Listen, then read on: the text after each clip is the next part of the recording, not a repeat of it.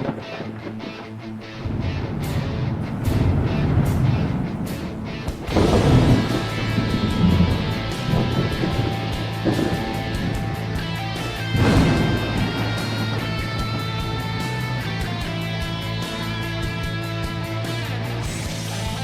out there. Welcome to the No Shit Cast. I'm your host, Matt Frazier. Woo! Killer show tonight, boys and girls. Hanging out in the studio with me, as usual, my co-pilot for this evening's festivities, none other than the Grey Wizard of Historical Knowledge himself, Mr. Eric D. Smith. How you tonight, buddy? Like a successful ARMS artist, Matt. Is that right? Yes. What's the MS stand for? We don't really have time to talk about it right now. Can't go that deep in the weeds, huh? Also joining us on the show tonight, our good friend. We're just going to introduce him now as the Kirch. He's coming in. Kirch works. You can drop the off of We don't need. It's like the Ohio State University. We don't need and that the. belongs to them. No, I am the Kirch, because if you know any other Kirches, there can be. That's only what I'm one. saying. There can be only one. There can be only one. You got like a samurai sword and everything too that goes with that. I'd have to kill you if I told you that. So much merriment's been had. We've already broken out the adult beverages, and we're having another good time. That went over really well the last time. The last show was heavily influenced by our friend Whiskey. I enjoyed it without breakfast. It was good, huh? Yeah. Oh, yeah. So we've just been hanging out. I was not here for that one. Liquor and I are not friends, but I do have some beer. I'll drink beer all day. Who can't, though, right? Right. That's good shit, man. Yeah, I try to be. Tries to be. So thanks for having me along. This has been a long time coming. You guys have been trying to get me to do this for damn near a year now. It's been tough getting the schedules and everything to line up. Has been the issue, I think, more than anything. Indeed. But while you were laboring away, doing other things, we were slowly cranking out podcasts here. What was that? Yeah, what was that? That was me. With the phone. Where's my phone? I gotta make sure I put mine on vibrate too. That's always on vibrate. In my pocket too. And in your pocket, right? In your front pocket. These things go together. So it's been good, man. We got you on here finally, and I wanted to kind of hit you up about some of the shit that you got going on and stuff. And you're really into one of the things you're real passionate about right now, and you're the only person I know that does this, though, is frisbee golf. Okay, disc golf. Yes. I'm sorry, disc golf. Well, frisbee golf, a lot of people consider it frisbee golf if you take it semi-seriously or better than what I do. It's disc golf. Yes, disc golf. It's all the joy of golf without any of the frustration. At least for me, it is. I can't play golf to save my life. Is that it? Yeah. So you've tried regular... yeah. I've tried regular golf. No, don't get me wrong. I've finally learned how to swing a club and kind of reliably hit a golf ball, but it doesn't make me want to go out and go play 18 holes. Yeah. And that, and I dress like this all the time. I don't care where I'm going. I mean, unless it's church, but I don't go to church. Right? Yeah, I know how to dress for the occasion, but if I'm going out to hit balls on a fairway, man, I don't want to sit there and have to wear a polo shirt. Oh, so your beef is in the and like the dress requirements of country clubs and stuff. Then it's like you got to pay to play. You got your cart fee, your back fee, and you spend $150 just to go out and try and hit a little white ball and chase it. Chase it. You gotta have a bottle of scotch too. I hear. Well, yeah, you can. With disc golf. I mean, to get started, a basic starter set, you can pick those up $25-$30. Yeah. And discs run anywhere from $10 up to $30 each, brand new. They've got, just like different clubs in golf, they have drivers and mid-ranges and distance drivers and putters, and you figure out what works for you. You figure out your throwing motion and how you like to throw, and then you put things in your bag, to carry with you that allow you to that how they fly, so that way you can use those to shape your shots on the different holes on the course, man. Right. It's fun. For me, it's therapeutic and relaxing. And going to the local course up here at Flat Rocks here in Lancaster, man, it's like you're not even in Lancaster anymore. Now, do a lot of these courses for frisbee golf and stuff like that, though, if I remember right, I think that they're like public parks and shit, right? So there's no like fee or anything necessarily to play on them. Flat Rocks is built up at Kellercombe Nature Preserve, so it's a city. That's park. where I've seen them at a lot. Yeah, it's a city park. They built one down at Alley Park.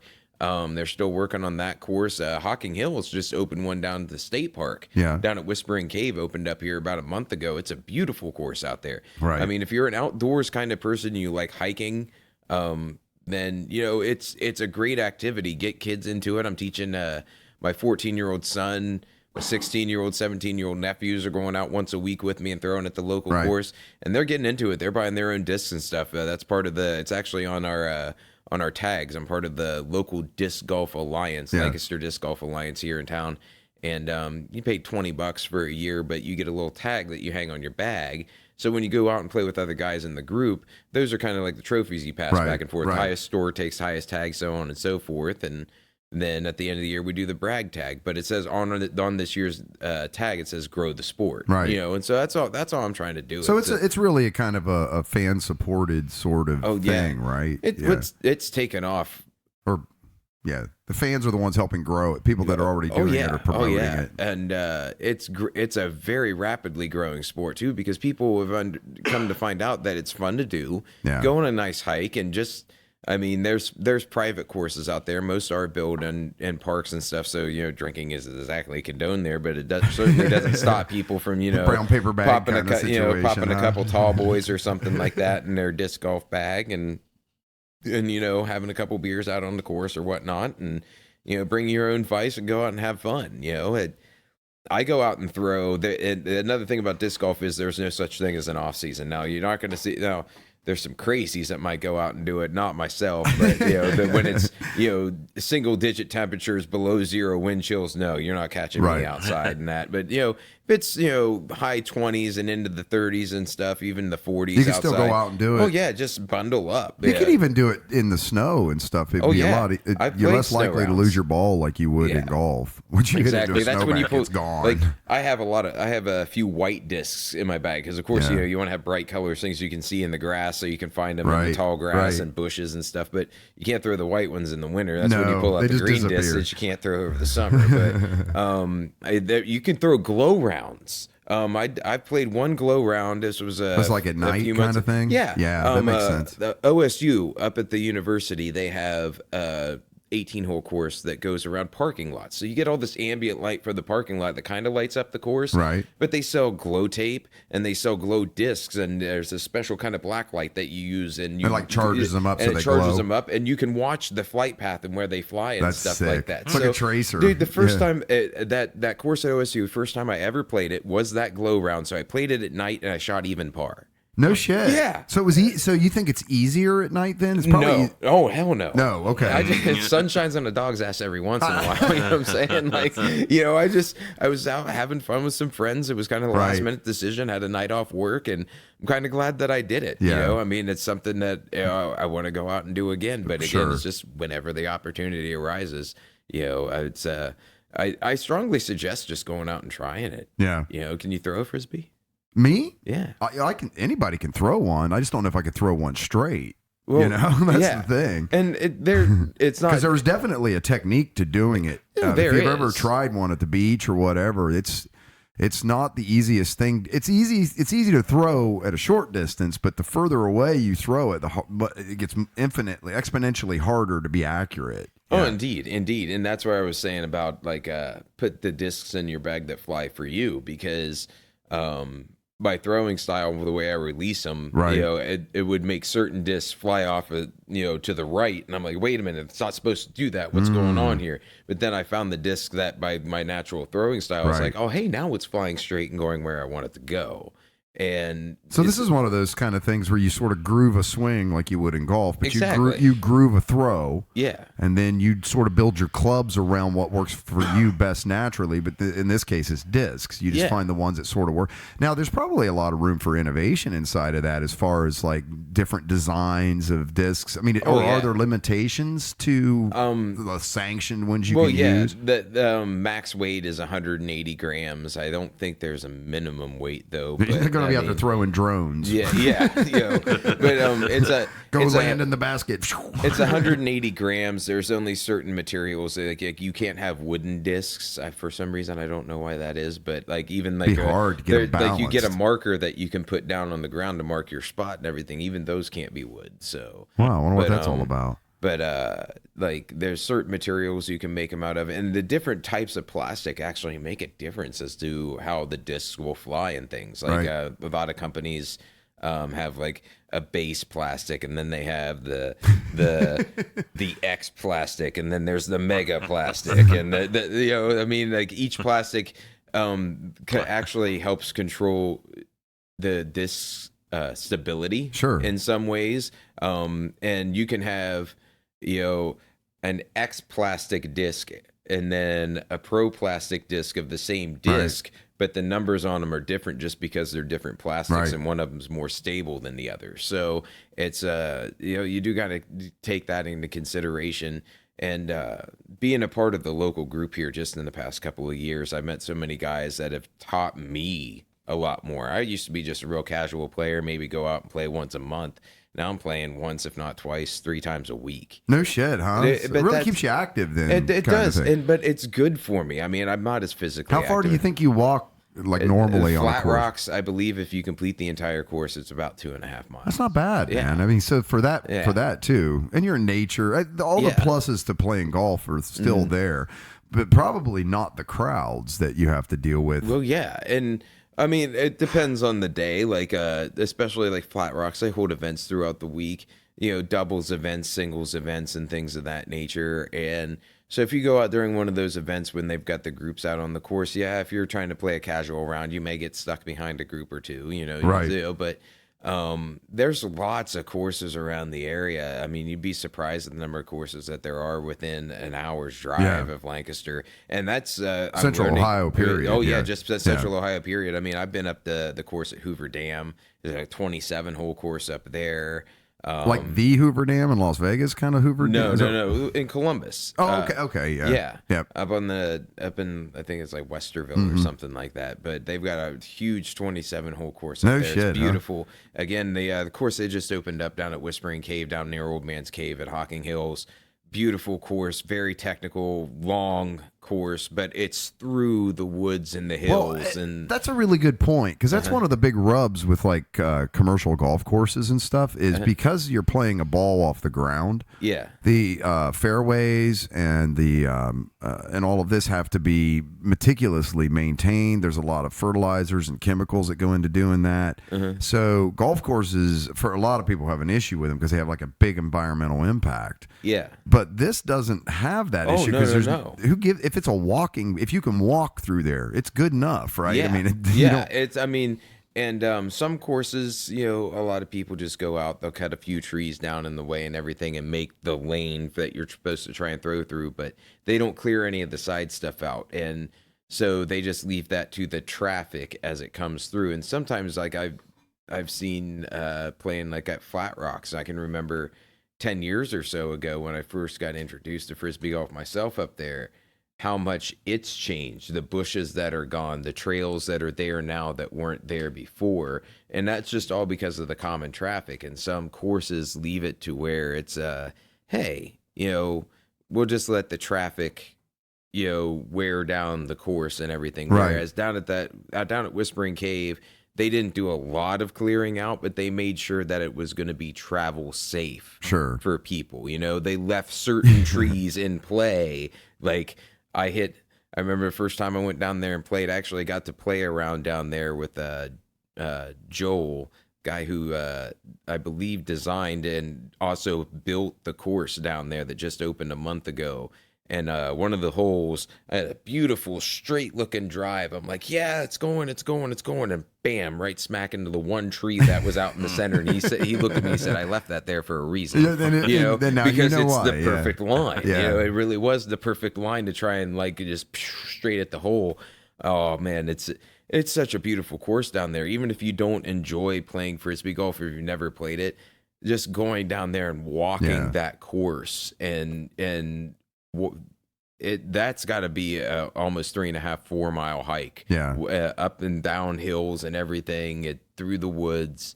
It's so beautiful out there, man. Like, and I'm a nature kind of guy. Like, as nerdy as I am, as much as I like sitting on my ass and playing video games and Dungeons and Dragons and shit like that, I got to get outside. I got to have that vitamin D. I got to get out there and, live it up, have a life. So, it's great. Now, is that because I met you through Eric? Is Dungeons and Dragons the way that is that the way that you got to know Eric first, or did you guys? Waffle House was kind of like where we first kind of met when your ex-wife was working.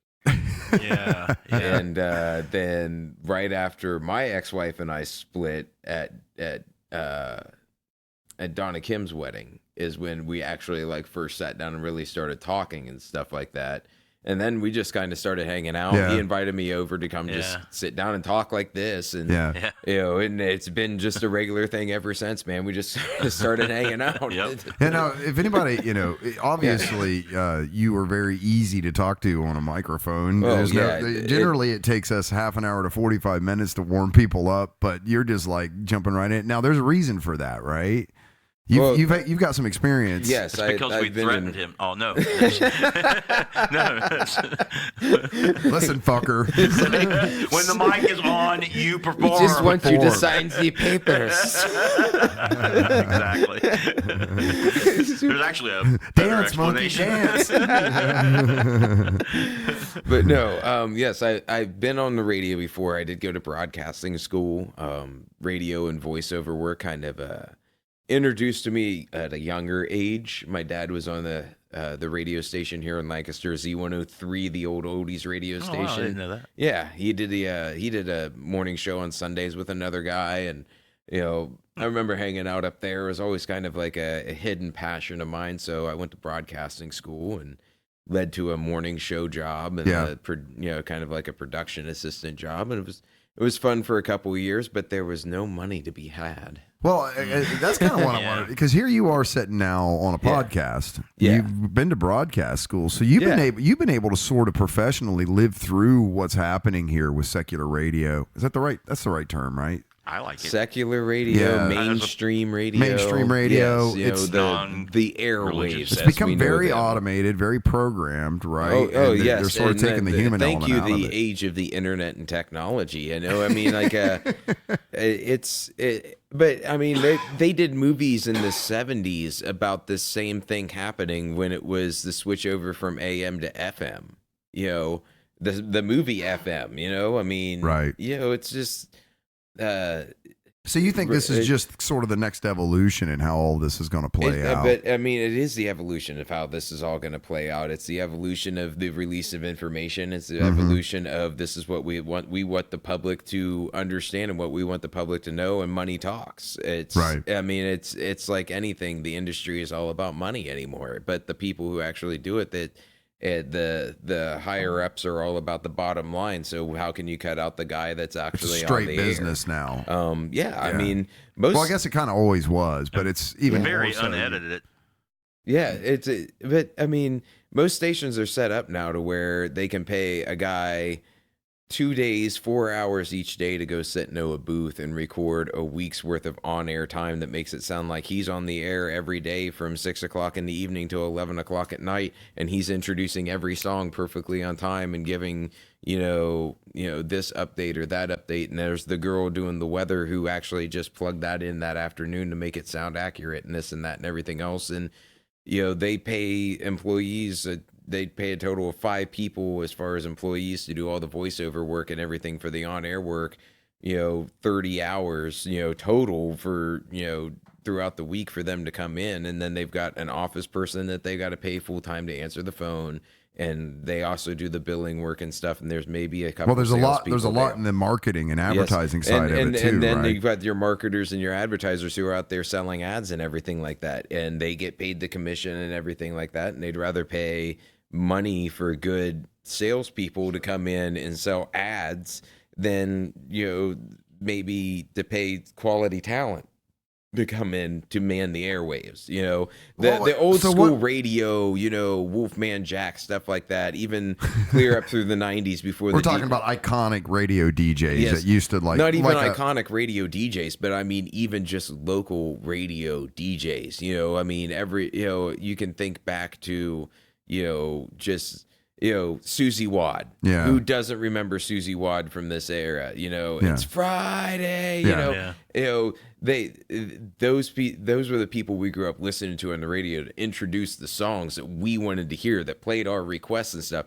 And nowadays radio stations are so completely impersonal with the general public and what they want to hear. They want to throw out this generic, this is what we want to play.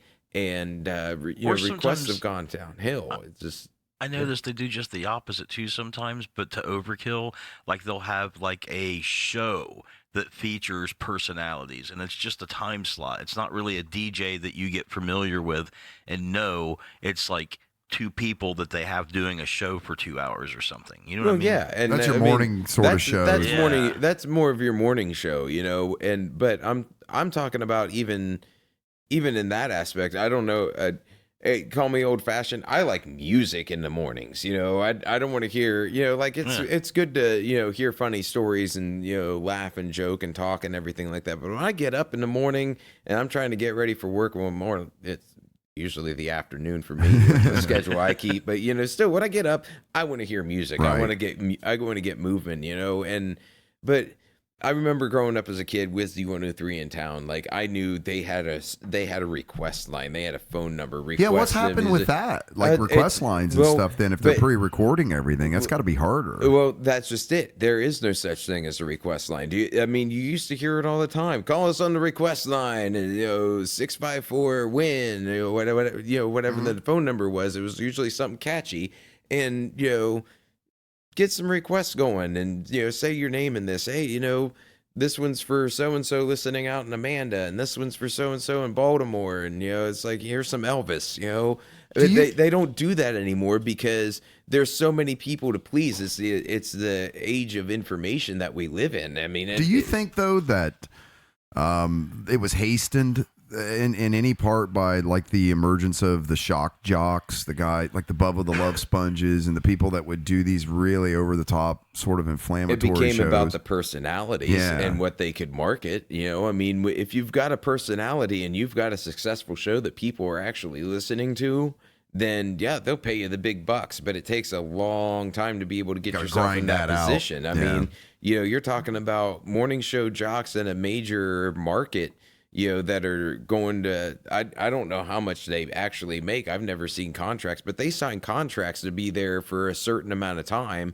And that, it's an industry. So, but you've got to have a minimum 7 to 10 years experience to be in a major market morning show, especially on like a rock station or a pop station or one of the top stations in town. You've got to stand out, and it's not who it's who knows you. Yeah. It's really kind of rubber meets the road type shit. Either you can put up the numbers or you can't, and that's it, right? That's brutal. Yeah. It's really, really like chopping block kind of stuff. Yep, and you got to keep it fresh, because if you start losing listeners and your content is getting stale, maybe you've done the same skit for 3 years now. Is it time to rethink this? Maybe throw something in. Is there something we want to revisit? Yeah, there's a lot of planning going on to it. Morning shows aren't just, two people sitting at microphones like, us three just sitting here talking and having a conversation. Right. I mean, there's a guy running the board, making, all the little sounders and everything, directing the whole thing. There's 4 people in that studio all trying to interact with each other at the same time. Right. And everybody's got to hit their cues and things like that. There's a lot going on. And that takes money, man. That's an organization. It does take money. But then you get the morning show that I did in the small town where I did it, and I did everything myself. I had to do all my own production work. I had to create all of it myself. I created all my own playlists and everything like that. There was an automated one there, but I took requests. So I knew it had to be more dynamic. I know I'm in a smaller town with a smaller audience. That's why it worked for me in my morning show, being able to get people here, call in and say, hey, can you play some Def Leppard this morning? Hey, I want to hear Come On Eileen. So it was a Which great isn't just about kinky sex, right? Right. So it's like Pyro Eileen. But it was fun while it lasted. I will give it that. While I was on radio, I made some good relationships with people. Sure. Listeners that I'm actually friends with, keep in contact with now.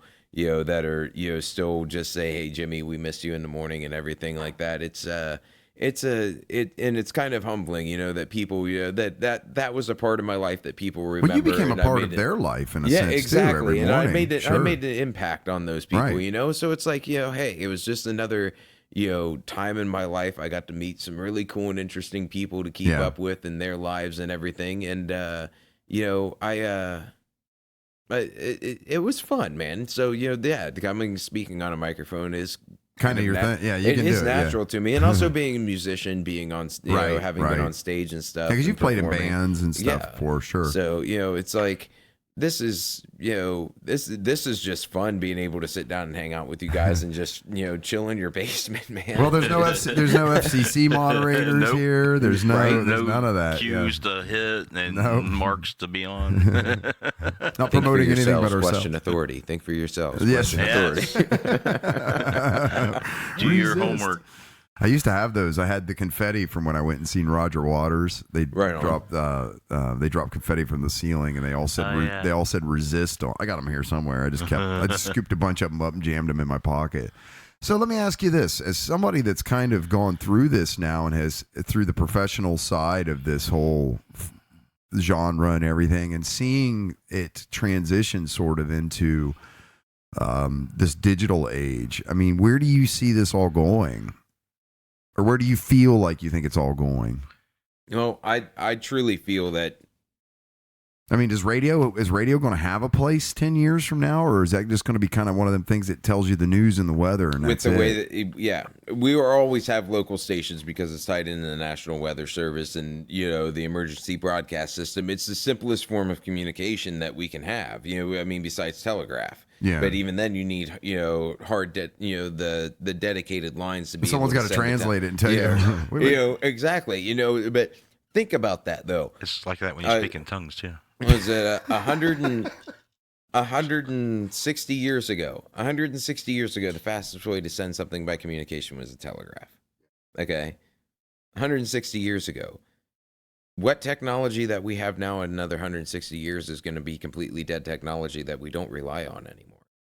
Okay. And that's the age. And see, it's the same thing with radio right now. Streaming has, and even look at cable television and radio since streaming has become in the internet. It's really taking a chunk out of them. It really has. Well, it's broadened the market for that revenue streams that we were talking about, those advertisers and things. Mm-hmm. It's broadened the market. Now they've got to figure out where to put their advertising dollars. It's going to make them the most money. Ads run the world. Ads run the world. Southpark did an entire, I think it was at least 2, if not 3 or 4 episodes about ads and how they are specifically targeted at people and how, I'm sure we've all noticed this at some point in time before and about your phones listening to you. And the advertisements we talk about it on the show a lot. Exactly. It happens all the time with me. I'll be sitting there talking about, man, I want to, get a new disc golf basket to throw out in the yard so I can practice my putting. And next thing I know, 15 minutes later, I'm on Facebook and scrolling through, and there's 10 or 15 frisbee golf discs. If I have any of those ads on my phone, I'm going to specifically forward them to you. Right. Me too. Because I'm here listening to you just well. So. Right. And it's God, wow, this is weird, man. We were just talking about that on the podcast. No shit, right? Right? Yeah, no shit.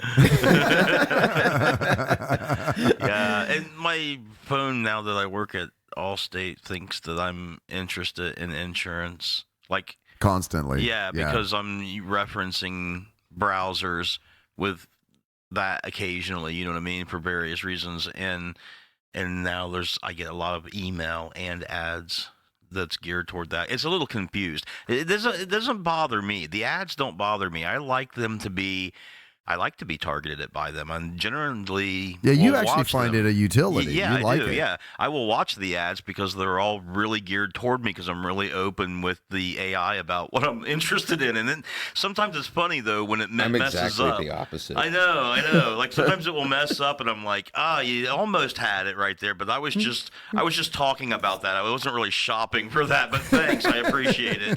But then it will throw up some Native Instruments synth module, and I'll be like, oh yeah, that's awesome. I have it. Oh, they just released that. Okay, let me play that for me. I'll go to watch one of those a video on YouTube, and we've all seen it where it pops up and it's like, have you seen an ad, or are you interested in any of these 5 things? And I always wait until the skip ad button comes up and just press it, because I'm like, no, I'm not going to tell you anything. You're already listening to me. There's that, I'm not going to tell you more about myself. You're supposed to be just assimilating into my life. The worst feeling for me in the world is when you have like multiple tabs open on your browser, and you got YouTube running in the background, and you're off doing something else, and it runs like in its entirety like a political ad or something, because you didn't go in and flip back. And so now it thinks that you're interested in that. So you just get this onslaught of political ads. He wants more of this. He watched all of it. He watched that whole ad. It's like, no, I didn't. No, I didn't. I swear I didn't. Right? Like, fucks the algorithm up. Yeah. The thing that kills me about ads nowadays, like Facebook, I'll see something that looks like a cool video I want to watch on Facebook, and it's like a 45-second video, and 15 seconds into the 45-second video, you sit through 2 30-second commercials that you can't skip. The commercials are longer than the video. Why is this a thing? But if you gear them towards you, you'll watch them and you'll be like, oh, okay, cool. I don't know, man. Facebook still hasn't been able to pick the kind of ads I want to see. Right? Father's Day, it slammed me. I talked about this on the show before. For Father's Day, it slammed me with like, Northern European brides, like mail order brides and shit. And I'm like, wondering what algorithm you triggered for that. Like, is it my age or my physical makeup or something? That's what I was talking to my wife about it. I guess I'm like, we've been married. We were because the day we got married, I said to Facebook we were married. So it's going, the algorithm's going, you guys should be fucking having problems. Something triggered it. For Father's Day, here, have some. You might be Norwegian mail order bride. So this is like, I was like, I don't know why it's sending me these things, but then when you think about how the algorithm works, it's like I really have not been looking for this stuff nor discussing it with anybody. You got to be open with them. You got to be open with the AI. You got to tell them what you want. Give in to the AI. Give in. Just make it do your bidding. It'll be painless, man. If you just let it take over. I'm not feeling any pain. Well, not anymore. You've been drinking whiskey for whiskey. What the? Are we gonna go drink whiskey with Will Wheaton and Cool Whip and eat some wheat thins? Yeah, folks, you can tell it's gonna be that kind of show tonight. Yes.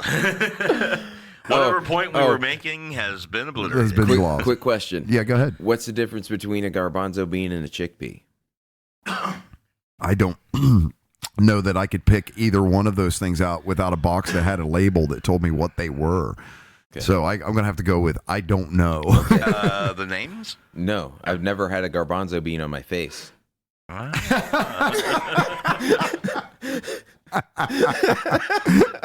don't have a way to put a snare and see, now you've got something to work for. Out. Yeah, and you know what I was thinking? Like, you got to have a Sounders button because it's the No Shit podcast. You got to have Jackie Gleason from Smokey and the Bandit.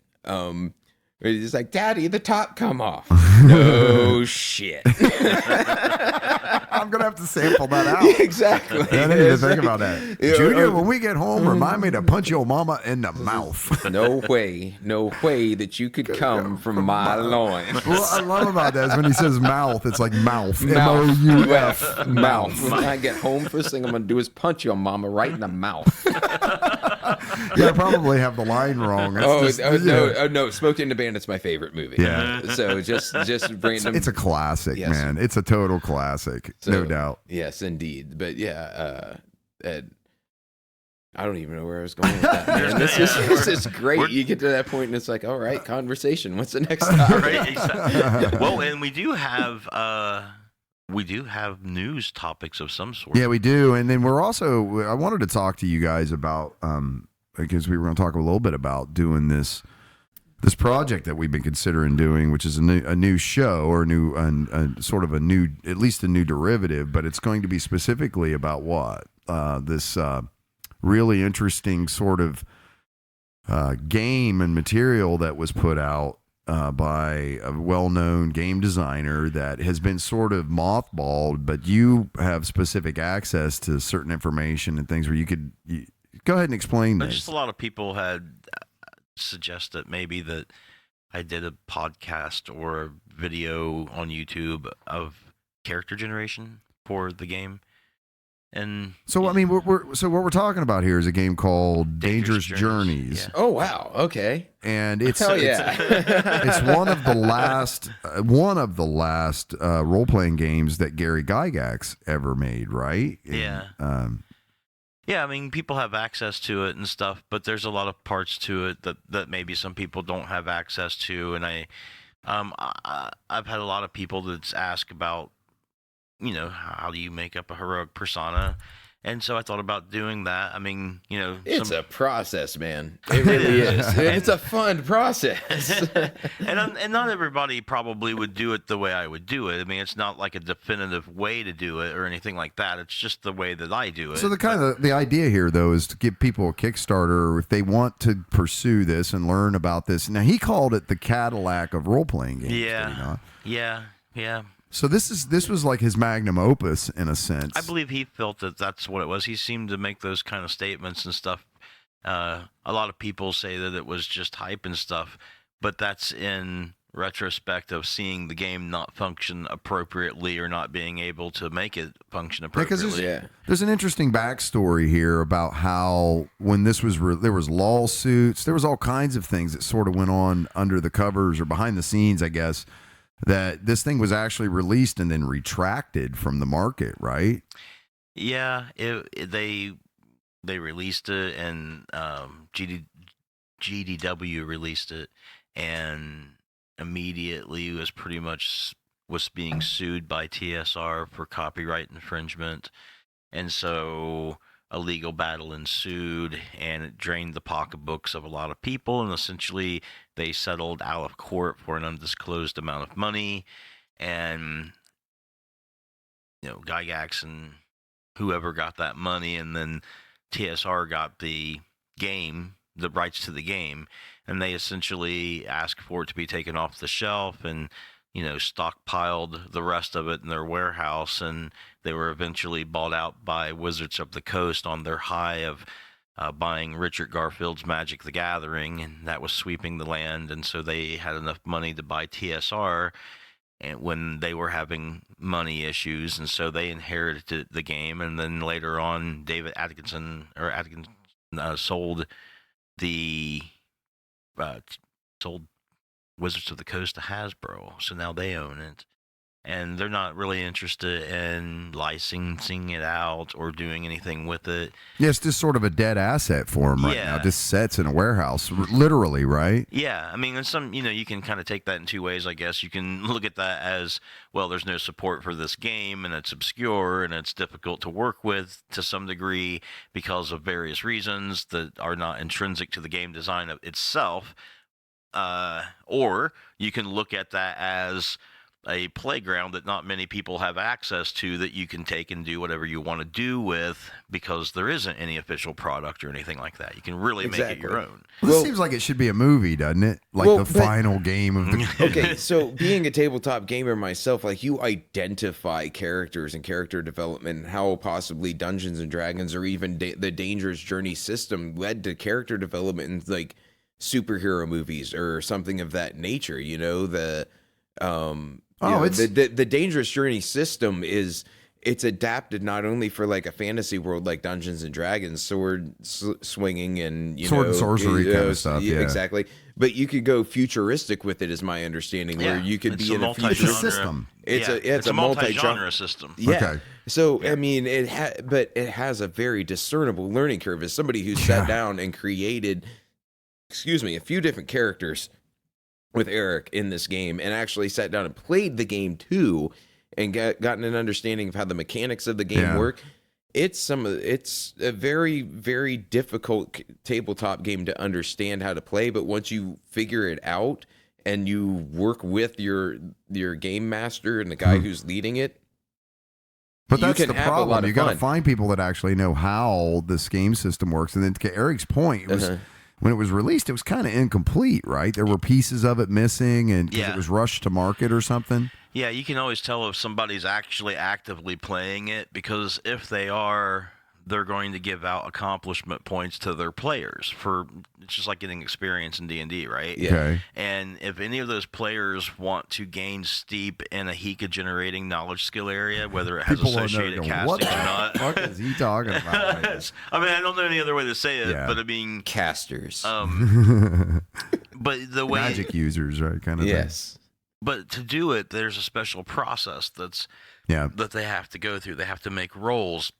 If they're going to put this accomplishment points into these Hika generating knowledge skill areas, then they have to make a certain roll. And it talks about that roll in the game, but it doesn't tell you what die you're using or what you're rolling against or anything like that. It just says there's a roll. Yeah, and then if you succeed, then those points go to that skill, and if you don't succeed, those points go to another skill.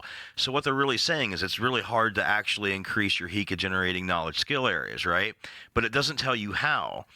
That information is actually in the unhallowed rules, which were unpublished. And originally the game was unhallowed, which was a supernatural horror role-playing game. And when it was going to be released by GDW, they insisted that Gygax make it a fantasy game since he was known for that. So they kind of quickly transferred it from supernatural horror over the fantasy, and that whole part was dropped out. And it was dropped out because in Unhallowed, the reference was to psychogenic knowledge skill areas. Right. But there's no psychogenics in a fantasy-based Milo.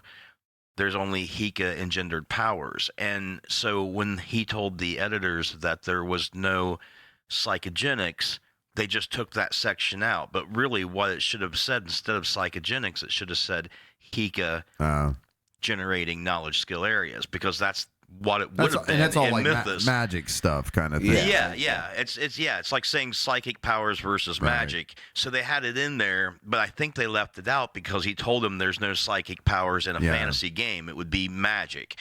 So, but what they should have done is just changed it, because that's the only way you're going to have that same mechanic to be able to put those points into those kind of skills. And trust me, players, when they get their accomplishment points, one of the things they're going to want to boost is the steep levels in their Hika generating knowledge skill areas. It's going to happen. It's crucial to the function. It is, yeah, and they're going to want to do it. And anybody running a game with any group of people that's playing that game, they're going to be asking the Journey Master, hey, man, I read here how to do this, or, well, I don't know what they're talking about, right? It's very in-depth. It is very technical. The amount of time that Gary Gygax put into writing all of the material that I've seen that Eric has, I mean, it's so in depth. I mean, we're talking like Tolkien level in depth as far as like languages and the different planes and mapping them out and things. I mean, I know Eric's put in a lot of work.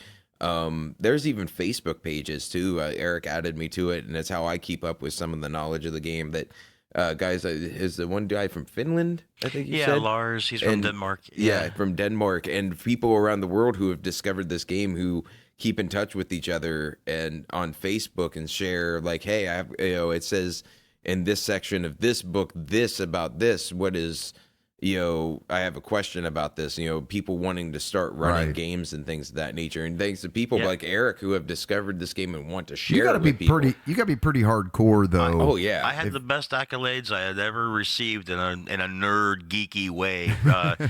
Luke Gygax said that I was the greatest living Journey Master. He wrote that on a Facebook post, and that was after I had done a demonstration at GaryCon. About the game and how it worked and how it functioned and stuff. And I remember when I was doing the demonstration that he was sat beside me and he was like, this reminds me of when we were trying to learn this game and I would have to call my dad up and say, hey, Dad, what is you meant on page 88 here? What did you mean? Like you could just call him up and ask him. Yeah. That's a little bit of an unfair advantage. Yeah, it is, right? Right? But I remember that was like the two biggest like accolades I think I'd ever got, like nerd accolades if such a thing exists. Yeah. Well, I mean, you actually though, that's the thing is, and I get to enjoy having you, on my show all the time. We've known each other for years, but you, as a person in this genre, you've gone to GaryCon, and ran, not only gone, you didn't just go as a participant, you went and actually ran games and stuff at this big event. Well, that yeah, sort of focused on this, right? Yeah, I ran games and gave demonstrations, and also ran staff and volunteer games for Luke and the people who ran the convention and volunteered their time for it and stuff. So before the convention started, we had a game. We did that once or twice, and then I've ran a game every time I've went. That's something I want to ask you, because every time we talk about this subject, I always forget to ask you this question. But I would think that by and large, the mainstream sort of acceptance now of this genre of role-playing games, whether you see it in things like Stranger Things or other types, I hear Hollywood movie stars and musicians and stuff now talking about how they grew up doing this. Oh, yeah. But most specifically, and one of the ones that I think is most prominent, is its appearance on shows like The Big Bang Theory.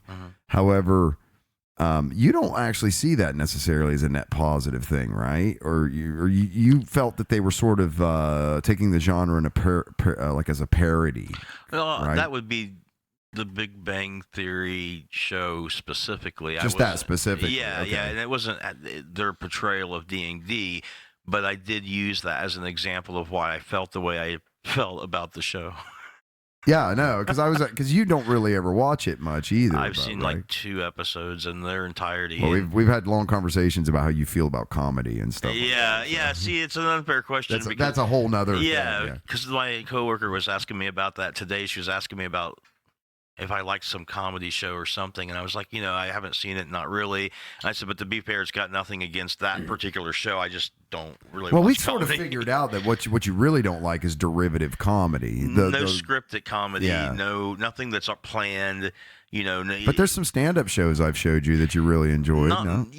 There's a few, but more for the points that they make than the subject comedy. matter itself. Than the comedy, right?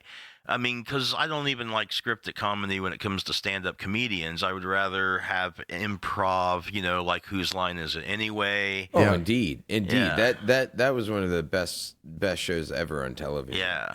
They're and that kind of goes along with the radio thing. Shows like that on television are few and far between and are a dying art form. I mean, it's I agree with Eric about the derivative comedy and everything like that. I don't watch a lot of mainstream TV. Again, I don't have cable. I don't have access to even the network television. Yeah, you're sort of totally converted now over to the streaming side of the equation. Indeed. I mean, I have Netflix. I have Hulu. I have a PlayStation 4.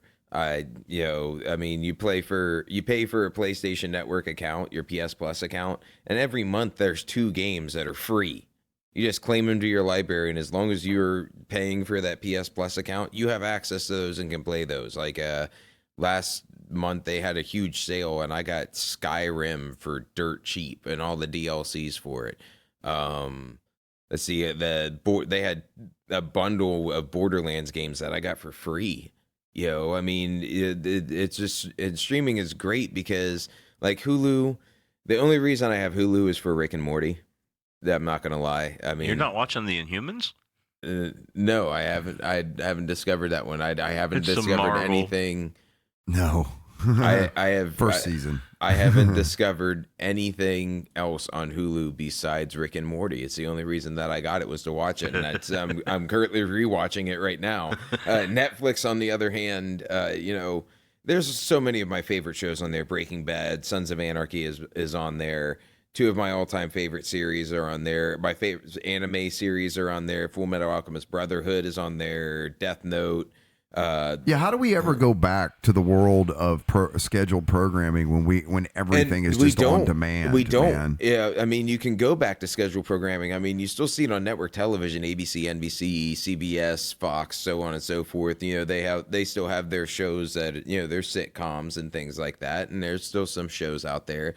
But even the streaming services, Netflix, Hulu, Amazon, all of them. Amazon has a Star Wars series coming out that they're releasing, The Mandalorian. And that I'm probably going to end up paying for Amazon Prime again just so I can watch it. Yes, you are. Not only that, but I mean, Amazon Prime has Doctor Who. Dude, so I haven't watched. I don't even have Netflix. I've not had Netflix in 4 or 5 years or any streaming service or nothing. I mean, I know you are so you do your music thing, man. He just locks himself up in a cabin and writes letters to people on a weird typewriter. Yeah, yeah. It's yes. You definitely kind of look the part. Oh yeah. But coming full circle with you, man, it's right. Am I wrong? It's not every day someone comes up to you and he's like, Eric, you look like a terrorist. or a serial mailer, kind of thing. Oh man, whatever happened to like the Ted Kaczynski kind of stuff? Exactly. Like, the dude living in the woods and everything like that. That was the weird shit when I was growing up as a kid. Like, holy shit, dude just lives in the woods and mails bombs to people. Yeah, it was bizarre. But you gotta check out like his backstory and some of the things. There's a real interesting backstory with that guy that goes down a lot of conspiratorial sort of roads. And I don't know him well enough. I just know of them. But there's a lot of stuff that involves like LSD tests and all kinds of stuff, I guess, with him. So it wasn't. Holy shit. Yeah, there's some shit going on there. Yeah. How are you with anime series? Do you watch? Terrible. My kids could talk your ear off about it. And I'm old school. Like, I got into like Akira. Okay. So that old school stuff I'm okay with. Like, right. But once you get a year past that, I'm fucking clueless. See, I grew up in the 90s on anime with like Dragon Ball Z. Toonami was on in the afternoon when I got home from school and late junior high and high school. So, Yu Yu Hakusho and the old Toonami stuff that was on between like 4 and 6 in the afternoon. That's when I got introduced to it. And I tell you right now with the other thing that I have a problem with like streaming TV, cable TV, even satellite television, some of the channels, like they have this like True TV and stuff, Live PD. Have you ever heard of Live PD? I've seen that somewhere like the other day. Like neither can I. Okay, I so hate that stuff. reality TV is the dumbing of society. It really is. It's like when you have nothing else better to do with your time while you're just sitting at home on your ass, watch other people fuck up their lives. That's basically it. Yeah. I have a lot of concerns about that kind of shit too, man. And I've heard other people voice this I'm not watching anything. Because when those film crews and stuff start jumping into emergency vehicles, then there starts to become a bit of we got to put on a good show. Mm-hmm. Yep. And that really bothers me. Like, I don't know who decided that this was okay. They talked about that on NPR not too long ago. Really? Yeah, about how a lot of people were set up and how like they tested this one substance they found like 5 times, and then one time it barely had a reading, so they ended up convicting them for that. And like when you watch the show, it would just look like he tested it and it tested positive and he arrested them. It was very assumptive that these people were what they were saying they were, and it turned out later that it wasn't what it was. Yeah. They dropped the charges, but everybody's seen them get arrested and have cocaine on TV and shit. It was like, so they got their big yeah. But I just don't get, like, all right, so there is also a very big gap in the reality show quality between Britain and America. Okay, and my example was the Great British Bake Off, which is a phenomenal show, by the way. Like to watch these people bake and everything, but like, you see shows like Survivor and The Big Brother and shit like that here in America, and like the music they play in the background and everything like that, like it's very tense and so dramatic, and and there's always all this drama and shit going on between the people, the rivalries, the things that they want these people to do. Yeah, the Bake Off and everything, like somebody fucks up and 3 other people are like, "Oh, are you okay?" Yeah. It's like very polite. You need a hand there. And it's like, dude, this is kind of cool. These people are also being supportive of each other and shit. But no, in America, we got to have all this bullshit drama and play it up. And, here's the cliffhanger and here's another 10 minutes of fucking commercials. Yeah, definitely. And the reality I was a huge fan I'm a big fan of Gordon Ramsay. Okay, the chef. Okay. I just like him. I think he's funny and interesting. But I started out obviously watching his show on the BBC versions of it that was on BBC US. And when that show came to the United States, like Hell's Kitchen and these different shows, when he brought them to, they were completely different. Now, I'm not saying they were bad, but I don't like them near as much as I like the original UK stuff that he was doing, for sure. Right. Probably one of my favorite shows of all time is Top Gear. Okay, my dad watches that with my boy and my nephews, and they like Top Gear. I haven't really sat down to watch it, but I'll go over there on Sunday for dinner. It's just three middle-aged idiots playing with like supercars and being stupid. That's all it is. And that's just it. It's kind of funny. I like British comedy. I grew up on Monty Python's Flying Circus, thanks to my dad. I get British comedy. I like British comedy, and Monty Python and the Holy Grail should be a rite of passage when you're 14 years old. If you haven't seen it by that time, you have to sit down and watch that movie just to see if you get it or not. And if you don't get it, then you have a very dry sense of humor. Yeah, and as much as I don't like scripted comedy, I like Monty Python, and I showed my son those movies. I mean, like, right. Life of Brian. Life of Brian is brilliant. It's one of the best. Yeah, it's a classic.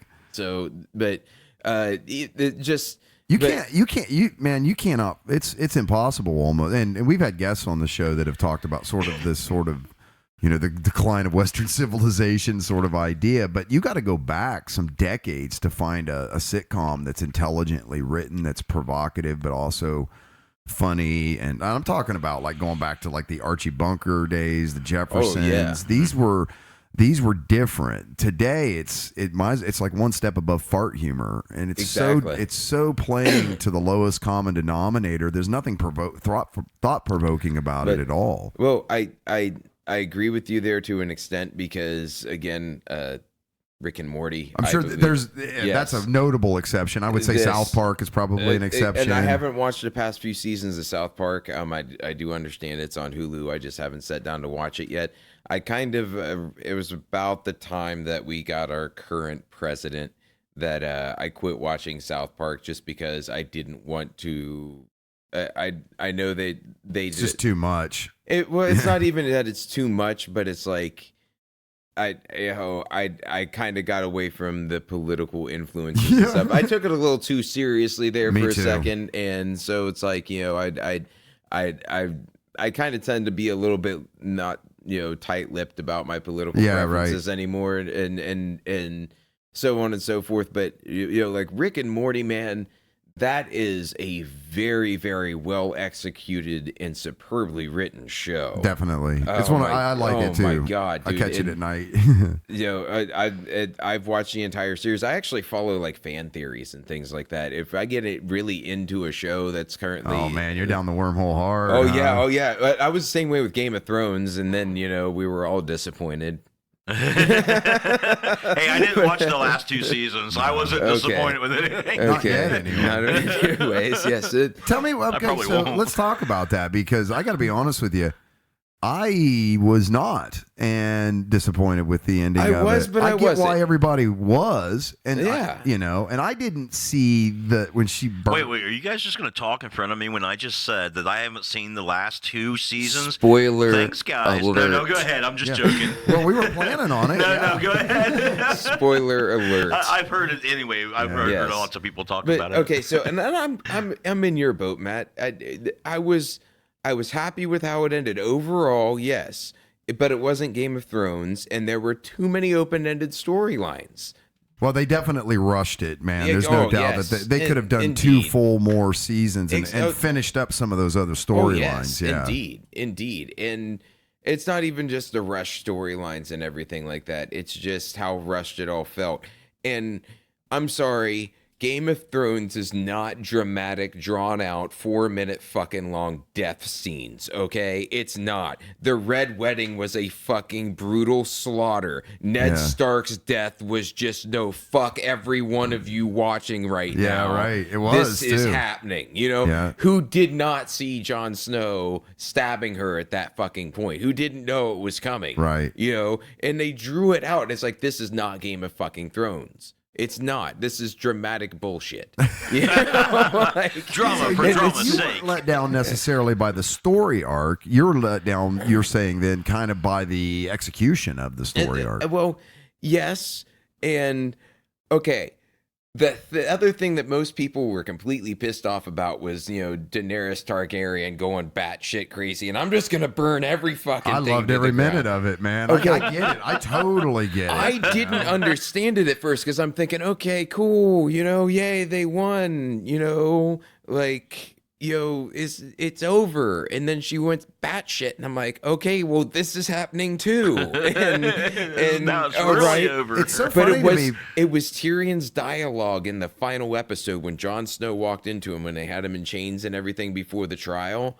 The way that he painted Dany's character from season 1 up to that point where it was like she was this way all along. That's why I wasn't surprised by it. I mean, it wasn't like they held back what her intentions was. Her character's Everybody intentions and going was, from right? like the D&D terms, everybody thought she was this like chaotic good, maybe neutral good kind of character, like doing the dirty deed for the good cause and everything No, like that. When megalomania, the whole time she's been this neutral evil, doesn't follow law or chaos or anything like that. But she's an evil person. Like she burned all she had won, and all the slavers had completely surrendered to her, and she crucified the shit out of them. Like like after she betrayed that's the what dude I mean. she told, What was the she killed shock here? Why was there she so much always surprise? killed all of them. And she burnt that one dude that was calling her a bitch that she gave the dragons to and stuff. Exactly. Too. Well, that's the slavers you were talking about. Well, right? one of the Well, they crucified him, like you were saying. yeah, but I mean, everywhere she went, the Sons of the Harpy, the whole 9 yards, anybody that crossed her, they all fucking died. And that's why Tyrion said, why I tried to talk her out of this, but I'm really not surprised because this is what she's always done. And it's like, there it is. That's why she did it. All you people who are pissed off, this is who Dany is. Yeah. It was the twist that was coming that none of us saw, but had to be completely explained for people to fucking get. Yeah, it wasn't like the story arc hid the way she was. That's where the execution of it, they could have built that up a little better as far as that. It's not the blindsiding heel turn, Well, because they turned the whole story arc right on her relationship with Jon Snow, which was so you sort of got this softening sort of idea that now it's going to be this other thing. It's like nope, she's still she's still crazy, just like all her the dad. men that she's ever pulled at their heartstrings in her fucking life just served a fucking purpose to her. Yeah. What was that Dario Naharis guy? Like, I'm gonna sleep with you. Oh no, I've met somebody better. They can get me a little bit farther in life. Yeah. And, I mean, yeah, it was very upwardly ambitious. Friend zone Jorah Mormont all the way to the end. I mean, right. It's like, it's well, like, let's be honest. He had that weird, really bad skin condition for a the while. grayscale, okay? yes. Yeah. So let's. But George R.R. Martin needed has some said Noxzema. George R.R. Martin has said that the books will end differently than the movies. I really think that we have so many open-ended story arcs because the writers were going off of the books and they didn't know where to take all of these minute little stories that were going in all these different directions and how to tie them all back in together. That's because that fuck wouldn't finish writing the books, man. I mean, but some of it is because he was just like, oh, I'm making shit tons of money now. Fuck it, I'll just take a year off, And hey, good for him because now he can wrap those up the way that he intended to wrap them up. And even though the show has happened, I really hope he does them justice and we get to see some more justifying endings to story arcs like Jaime Lannister's story arc. I don't care what he does. I ain't reading them anyway. No, I didn't read the books. I gotta be honest. I read the books after Jon Snow died. Did you? what the fuck's going on? Like, there's no way. But that's where the books ended. Was the last thing that was wrten was Jon Snow's death. Was the last thing that he wrote. Yeah, I know, because remember that was like when it was like almost 2 years between and then it was like all of a sudden people could travel at warp speed and you could get from this land to that land super fast. It was like, wait a minute, what's going on? It's like they But I was a huge part of Game of Thrones fan theories too, like that Rhaegar Targaryen wasn't actually dead and was Jaqen and Hagar the whole time. Littlefinger didn't actually die.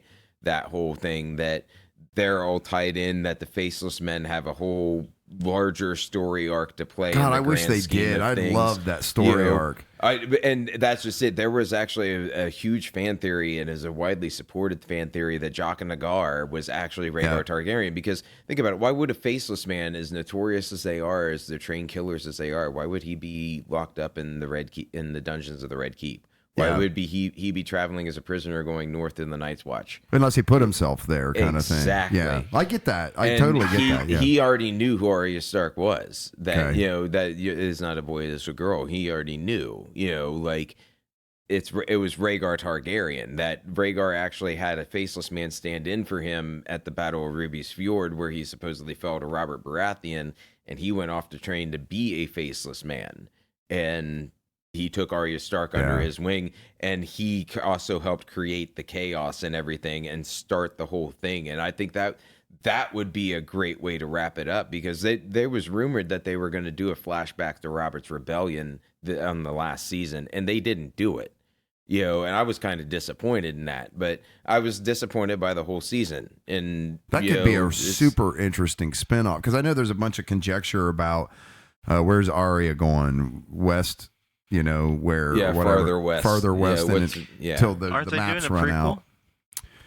They are supposedly, I think, but I think that the faceless man, or that whole mythos around that story, is something that could be its own story entirely. Exactly, separate. There's so much you could do with just that. Yeah. So much you could do. And Game of Thrones was on par to be one of the best series by my calculations that I've ever watched. But they jumped the shark in season 6. Bro, they really some did. of this has to go on George R. Martin or whatever his name is. It can. Am I right? Is that George R. Martin? R. Martin, right? Yes. It can go with George R. Martin, because he did create it and everything like that, and he did have a little bit of input, to my understanding, I guess, in the writing of the seasons after the books were completed, as to where storylines might go, and how he would play you said it things yourself out. that the last book you had read at the time when Jon Snow died was Jon Snow dying. So it's almost like the production team was waiting on the next batch of source material to work off of. They wanted to try and stick as close to the books as they could, but at some point in time, they were going to get off the track. I mean, but how does a production company like HBO, they contract this story arc that isn't finished yet? So there had to have been some sort of discussion there about, okay, so we're going to put millions and millions of dollars into producing this incomplete series of books, but it's going to culminate in it completing. So we're going to need you to write a book every year so that this production can keep up. And then all of a sudden, no book. The author is just like, so, I mean, and maybe I'm misunderstanding what's happened here too, but that's what I don't understand how any of that shit works. I'm just saying that. So for him to come out now and say, well, I'm going to end the books different. Well, yeah, because you didn't finish the books so that the production company could actually finish the shows, that. Well, sorry. well, yeah, but it could also be one of those things where, the show's creators and the showrunners and everything had one vision for the show, but George R. Martin has a completely different vision for the show all along, and regardless of what Martin wanted, those guys were going to get what they wanted. That's why we got the rush final season. The bullshit final season. That's why we got the bullshit that we got. And well, I think they just kind of winged it because, again, did they have anything to draw from other than conversations with him about how this was all supposed to end? They didn't have a book. Again, and I think that a lot of the storylines that were just completely open-ended, that had nothing to do with anything, that were played up so much, like the Azor Ahai thing, it's like, okay, then why was Jon Snow fucking brought back, and everything like that, if he didn't kill the Night King, Arya killed the Night King, so is Arya Azor Ahai, and how does that play out in the prophecy? Just left that wide open, didn't it?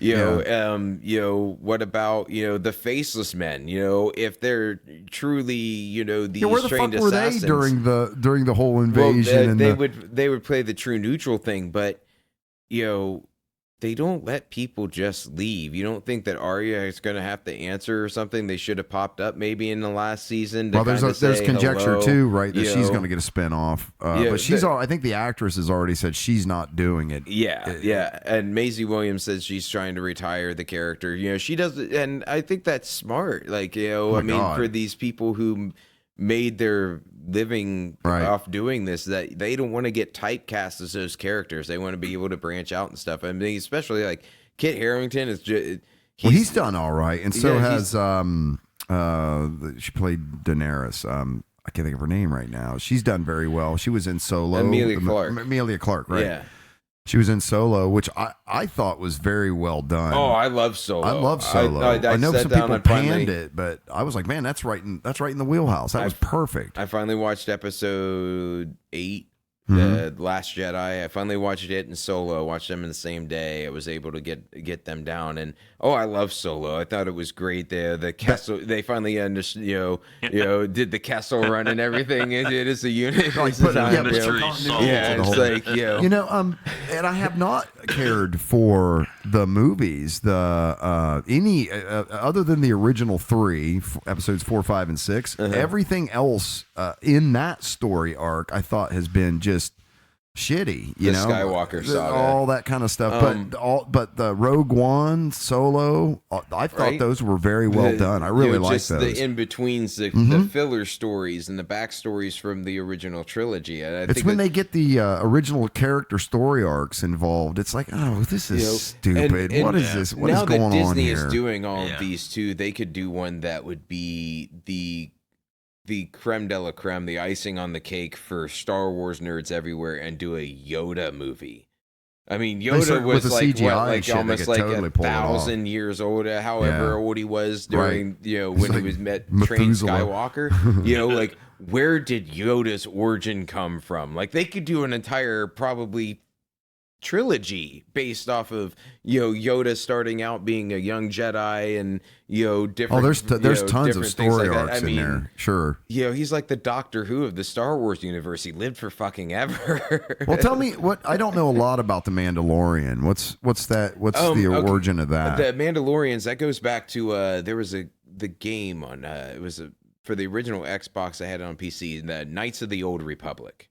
Okay, and it's the closest. It's actually based off. It's based off the AD&D system. Yeah, it's based off of. Yep. Okay, all the roles and everything World like of that. Warcraft like too. I mean, it's got strength, dex, con, the whole 9 yards. It's based off of the hit system with the swords and everything like that, the combat system and everything. But the Mandalorians were a race, and even thousands of years so Knights of the Old Republic took place like 4,000 years before the Skywalker saga takes place, and it's still the Sith versus the Jedi and everything like that. This is back when there's still thousands the dark versus the light. They're spread across the galaxy.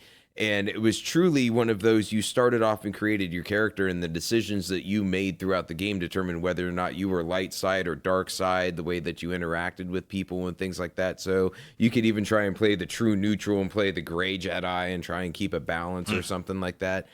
The Mandalorian Wars happened thousands of years before that time. So that's kind of how it fits in that whole story arc. Then. Yes. But the Mandalorians are thought to be the early... the earliest generators of like what eventually became the Empire and the Sith. Like, they were the evil part of the Mandalorian Wars. But I believe this is the Mandalorian is about like he's a bounty hunter or something like that. I haven't. That's really what I understand. I haven't done a lot of. Now, John Favreau, I think, has got something to do with the production. John Favreau. John Favreau. He did some of the Marvel movies, and he's been in some of the Marvel movies. He did Swingers back in the 90s. He directed Swingers, and it was a lot thinner back then. It's I've got to look up more on it and when it's coming out and do the research on it. I keep seeing things like things pop up that snippets of trailers have been at game conventions and stuff, but if he's involved in it, I don't think I've ever heard of anything he's done that's been bad. Yeah. I mean, the Iron Man movies and stuff that he did, I thought were spot on, for sure. And it's definitely his comedy style and his writing style and stuff, because he can even do darker roles and things of that nature, and more serious roles like this. His role in Old School, where he just plays the hard-nosed husband. I mean, he's just like the dickhead, suburban dad who hates his life. I'm like, okay, so relatable, great. Right? Oh yes, indeed. So I didn't mean to go down a wormhole here on Star Wars or anything, but it's funny how we get from Game of Thrones to Star Wars, huh? Right. Now, the guys that are doing Rick and Morty, you were saying, are doing a Star Trek animated series. One of those guys. One of them? Yeah, I don't know who. I can't remember who it was. Did you guys ever hear them do the transcript from, I think it was a deposition where the lawyer, they read it, I think, as the Rick and Morty characters, if I remember right. Have you heard Rick it? Rick is the attorney. Right. And Morty is the person that's being interviewed. Yeah. It is epically hilarious. Because it's about a Xerox machine, I think, too. And it's like this 20-minute long deposition question about this guy trying to get this person to admit that they photocopied something. Yeah. But they were being so elusive. But they read it as Rick and Morty, if you can get, Yeah. Oh, it's hilarious. And it's one of the first clips I watched of them on YouTube. I'm like, what is this? And then, I've watched way too much Rick and Morty, the different theories that are out there, because they do pepper a lot of different things, Yes, they do. And how things tie into each other, especially Evil Morty. Who is Evil Morty? There's theories that there is one continuous Rick and one continuous Morty, but we don't always see them from week to week. Right, on the show, right. Like, we may be seeing an alternate reality. They Rick fuck and around Morty with, one like, week. time travel, interdimensional travel, all this stuff all the time, man. Infinite number of realities. You haven't seen it, then, Eric? You've never seen Rick and Morty? No. No Harry Potter, no Rick and Morty. Look, Rick and Morty's way more obscure. Although popular, it's way more obscure than Harry Potter is. It is. Way more. And way edgier. I have seen people really in Lancaster edgy. Dressed up as Harry Potter characters, though. That doesn't surprise me. They just released that new Harry Potter mobile game. Yeah.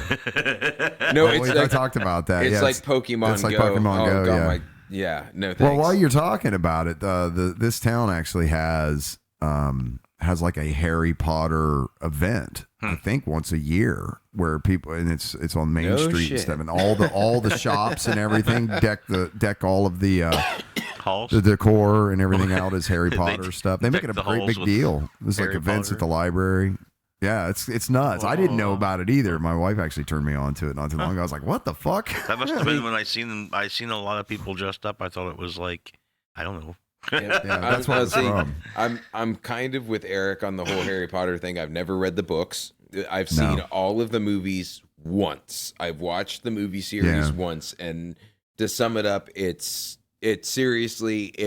an old dude who's supposedly like the oldest, most powerful wizard in the world. And it's 7 movies of him trying to take over a high school and failing. Yeah. It's essentially what it is. I don't think there's anything technically wrong about what you just said, actually. So, yeah, kind of. But what about the Titanic, the movie? Have you guys seen it? The Titanic movie, like Leonardo DiCaprio, Draw Me, and why do you guys see it? Totally missed the fucking point. Like, have you seen it? Yeah, several times. Okay, because I've not. I'm about to say I don't want to spoil the ending, but the boat sinks. Yeah, I know. That's why I haven't seen it. Yeah. When it was being advertised to come out at the movies, I told people then, look, I'm not going to watch it when it comes out at the movies, not when it's on Cinemax, not when you can rent it on DVD, not when it is the Sunday night movie on TV. Like, I'm not, because I know the boat sinks. The boat sinks. Yeah, man. Like, why would anybody watch it? I couldn't, Well, the movie is not. The movie's a romance. it's a tragic romance kind of. Yeah, I've thing. had 4 of and those. it totally I don't need to missed watch a the movie about point it. that That's really all it is. Like, it just happens to take place around a disaster. yeah.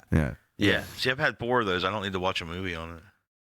Yeah, right. You got firsthand experience. With Yeah, it, right? romantic tragedy, disasters. Yeah, sure. Oh, haven't we all had those? Yeah, so why would we be watching Titanic? That's what I'm saying. Nobody should be watching that one movie. Could you be a little more I specific? could be. I could be. Yeah, it's Signs. Oh, with Mel Gibson and Yes. the aliens and all that stuff. And Joaquin Yeah. Phoenix. Don't forget Joaquin Phoenix. He's in that. I always forget Joaquin Phoenix. The new Joker, Joaquin Phoenix. Yeah.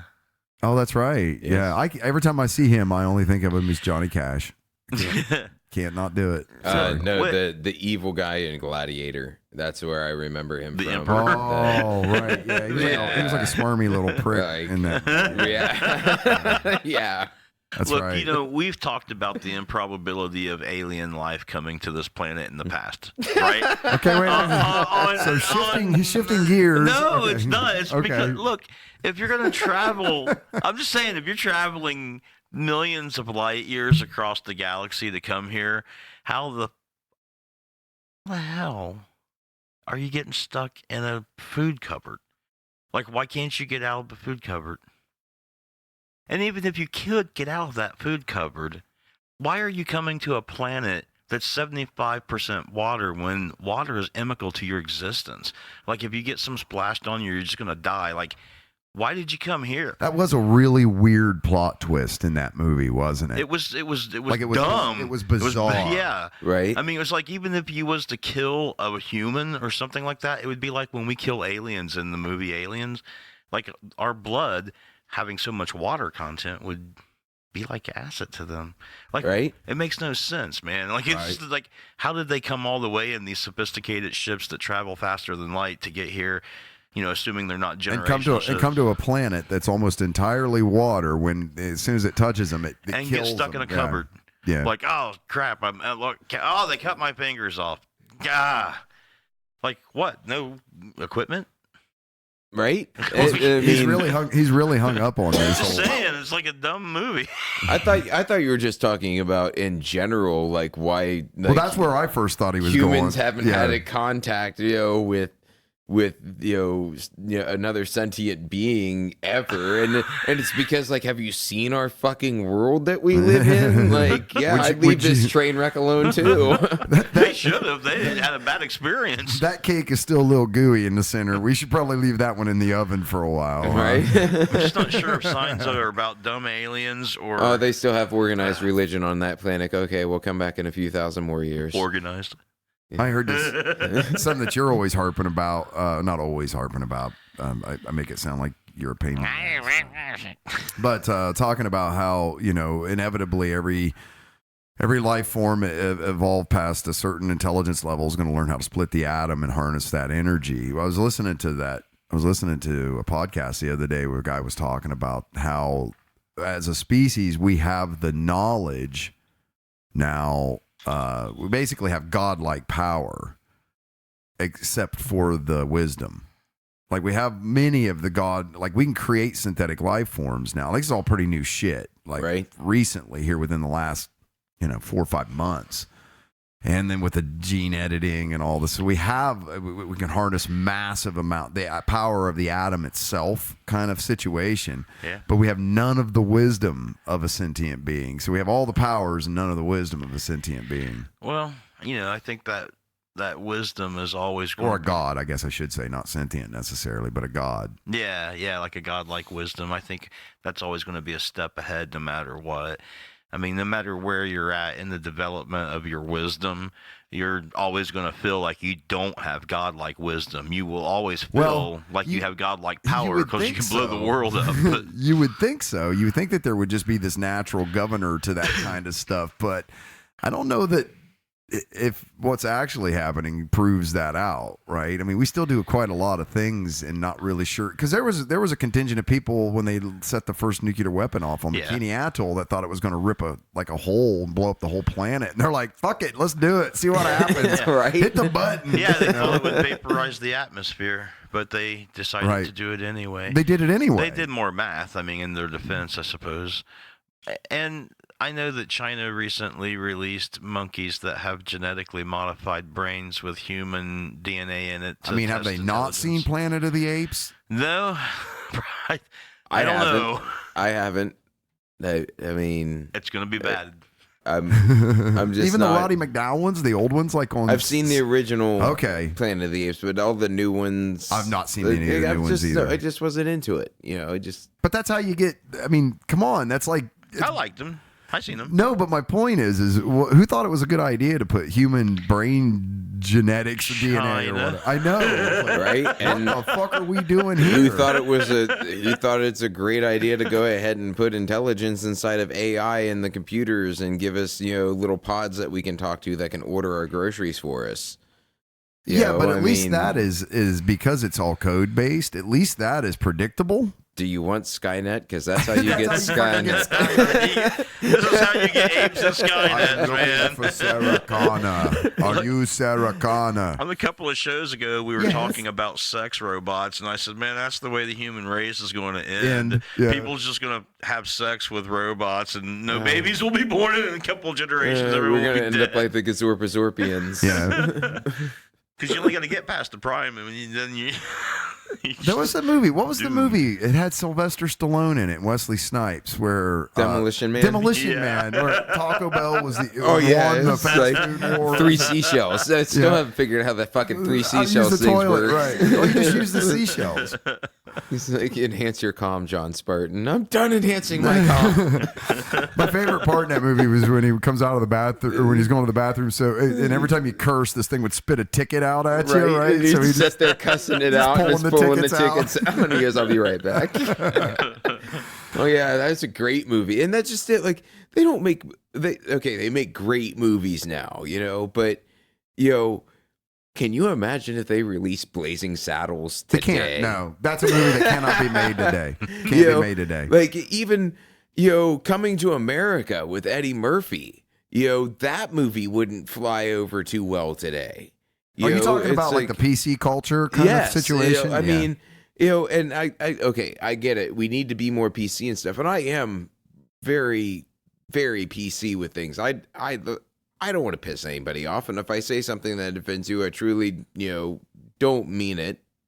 Well, if you're easily offended, you don't want to be listening to this show. No shit. But no shit. I can't even remember what the fuck I was going to say there, but you're not looking to the PC culture. The movies could be made today, but like PC culture today, it's like anymore. You can just anybody can get their panties up in a bunch anymore and say, "Well, that fucking offends me." Well, fucking tough it up. Yeah. I mean, shit. We were having a conversation before we got started tonight about, if we could live without internet. There was a different time. Times have changed. I mean, even since, I'm the youngest one out of this group. I'll be 37 in a few weeks, but I'm still old enough to know when we didn't have internet and you had that fucking rotary phone on the kitchen wall with the long ass cord on it. Look, they're right there on the wall. There in the studio. But you had that long ass curly motherfucking cord that you can go in the pantry around the corner 10 feet away and have a private conversation. Go in the bathroom, put the cord under the door and pull the door shut so you could have a private conversation. You got a school project to do? There's no internet. No, get the fucking World Book. Or the encyclopedias, the for real. So, when street lamps were your fucking curfew, you were home when the street lamps came on. You saw those things come on. You cursive. Remember when everybody had to learn the metric system? Yes. Because we were going to convert to it. Yeah, that lasted look, we already got 2 liters. Yeah. Right. And actually, I heard they're going to start teaching cursive again to kids in school. Well, there's a definite that fundamental. Should be fun. Look, all of our founding documents as a nation is written in cursive, right? If you can't read that shit, now the other side of that coin is how do you not be able to look at cursive Dude, can you text and read it. Can you text the Constitution to me with like being some able emojis? to write it, the practicing of writing it. There's that fucking paper they made you use that was made out of tree bark, and it's like every 5 seconds you got to get up and try and sharpen your fucking pencil. And it's like, remember the humiliation of standing in front of the entire classroom trying to sharpen your fucking cheap fucking pencils? No doubt. And then you get the ones that were were like the composite wood that the fucking old school sharpeners couldn't sharpen. So you sat there for 5 minutes. The teacher's like, "What the hell's the problem?" It's like, "I'm trying." Oh, man. Constantly emptying. You wouldn't sharpen your pencil, so you had to empty it. And then people wonder why I have social anxiety. Right. Shit we had to do in school. Chalkboards, pound the erasers. Oh yeah, no, yeah, that was.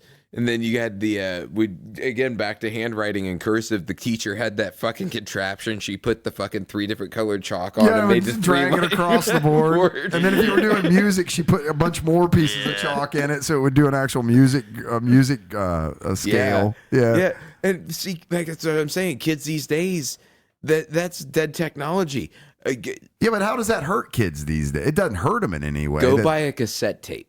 Why would they want to? I got Don Ho in the car. No, because I do. You may have a tape recorder you found and you want to record your podcast on a tape recorder from now on. Go find a cassette tape to put into it. You can't, no. Walgreens. Videotapes too, still, right? Yeah, oh yeah, like 8mm. Oh yeah, VHS. Maybe the thrift store. Vertical, they found some old ladies, some dead old lady's house. Blank VHS tapes. Yeah. So you can go pick them up for 10 cents each out of Goodwill. But I'd be surprised what you find on that. Goes back full circle to what we were talking about at the beginning of the show with dead technology. You're going way back. Like, no, dude, conversations always come full circle when you're with the Kirch, man. So, but it's dead technologies, like, could you survive without internet, without technology as you know it? We know we could. We've done it. But there's a definitive cutoff between those who can and those who can't. Oh, yeah. Okay. And like, but I watch because, we can't live without modern technology. What's primitive technology like? What's metallurgy like? How can I forge myself basic tools and weapons and things like that? I played survival video games like Conan Legends.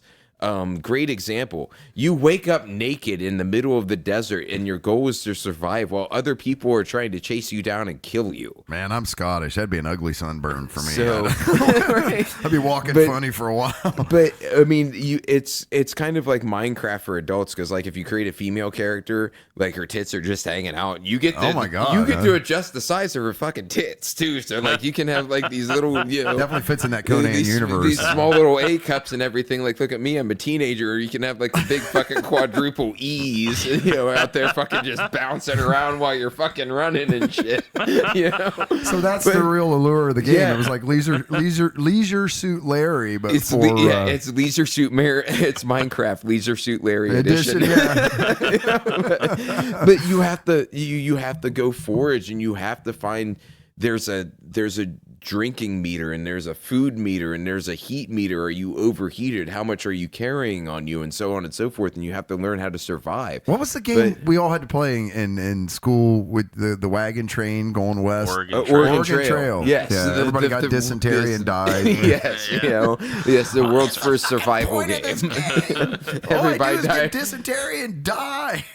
Actually, my friends and I played it so much in the 6th grade because I remember it was a really harsh winter, so we had like I think we had like 4 or 5 of those old IBMs or old Apple II computers with the floppy disks and shit. We actually had a Windows computer. It was running the Windows 3.1, like one of the first Windows, and we had the Incredible Machine on there, and it was like a puzzle game where you had to add bits and pieces to make the ball go in this hoop over here. But like there were conveyor belts and shit like that. But I remember playing Oregon Trail so much that if you started off as a banker, you got a shit ton of money, but your survival rate was really low. But we figured out through trial and error which which paths to take and everything to actually reach Oregon, but you had to be a banker because you were able to buy like the extra wheels and extra, like. So basically, it just completely mirrored life. If you start out with a shitload of money, you're gonna be exactly.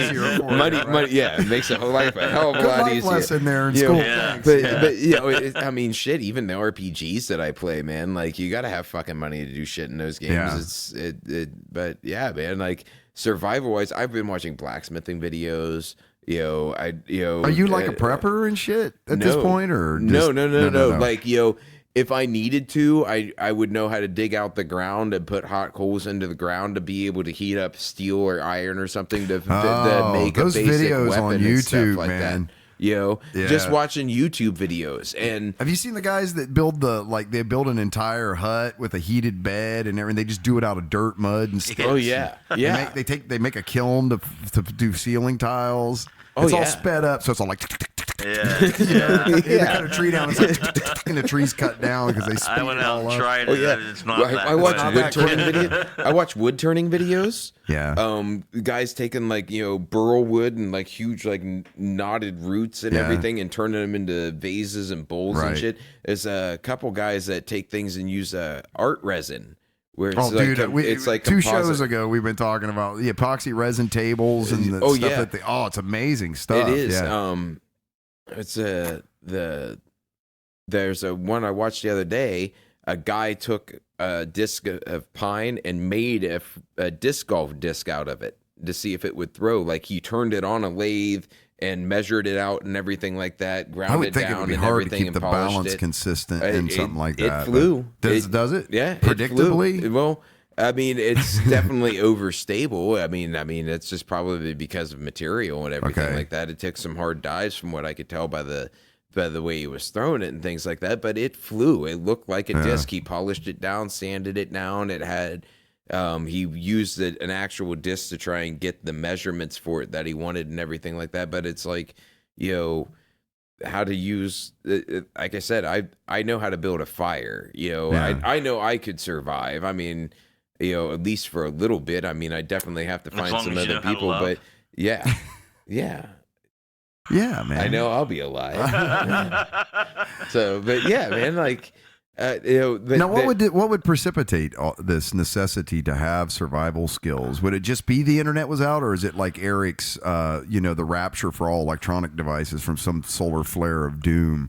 In your mind, like in any event, it doesn't matter. I mean, there's the true hallmark of a prepper. Again, in any event, there's an infinite number of probabilities of anything that could happen. I mean, again, look at our world that we live in today. In the event of for some strange reason, we have another massive war that nuclear option is used and half the world is wiped out, or the climate change that is among us and everything like that going on actually just it takes a very adverse turn for the worst. And my phone going off earlier was a 6.3 earthquake in Southern California. Dude, again. And the aftershocks on that have been insane too. Yeah, they're getting hammered. So I didn't. First I've heard of it. Wow. Okay. So again, a giant solar flare just EMPing the entire Earth, and we're all rapture all electronic equipment. Go. Meteor of death. It bricks every electronic device, and we're starting back over from fuck all. Yeah.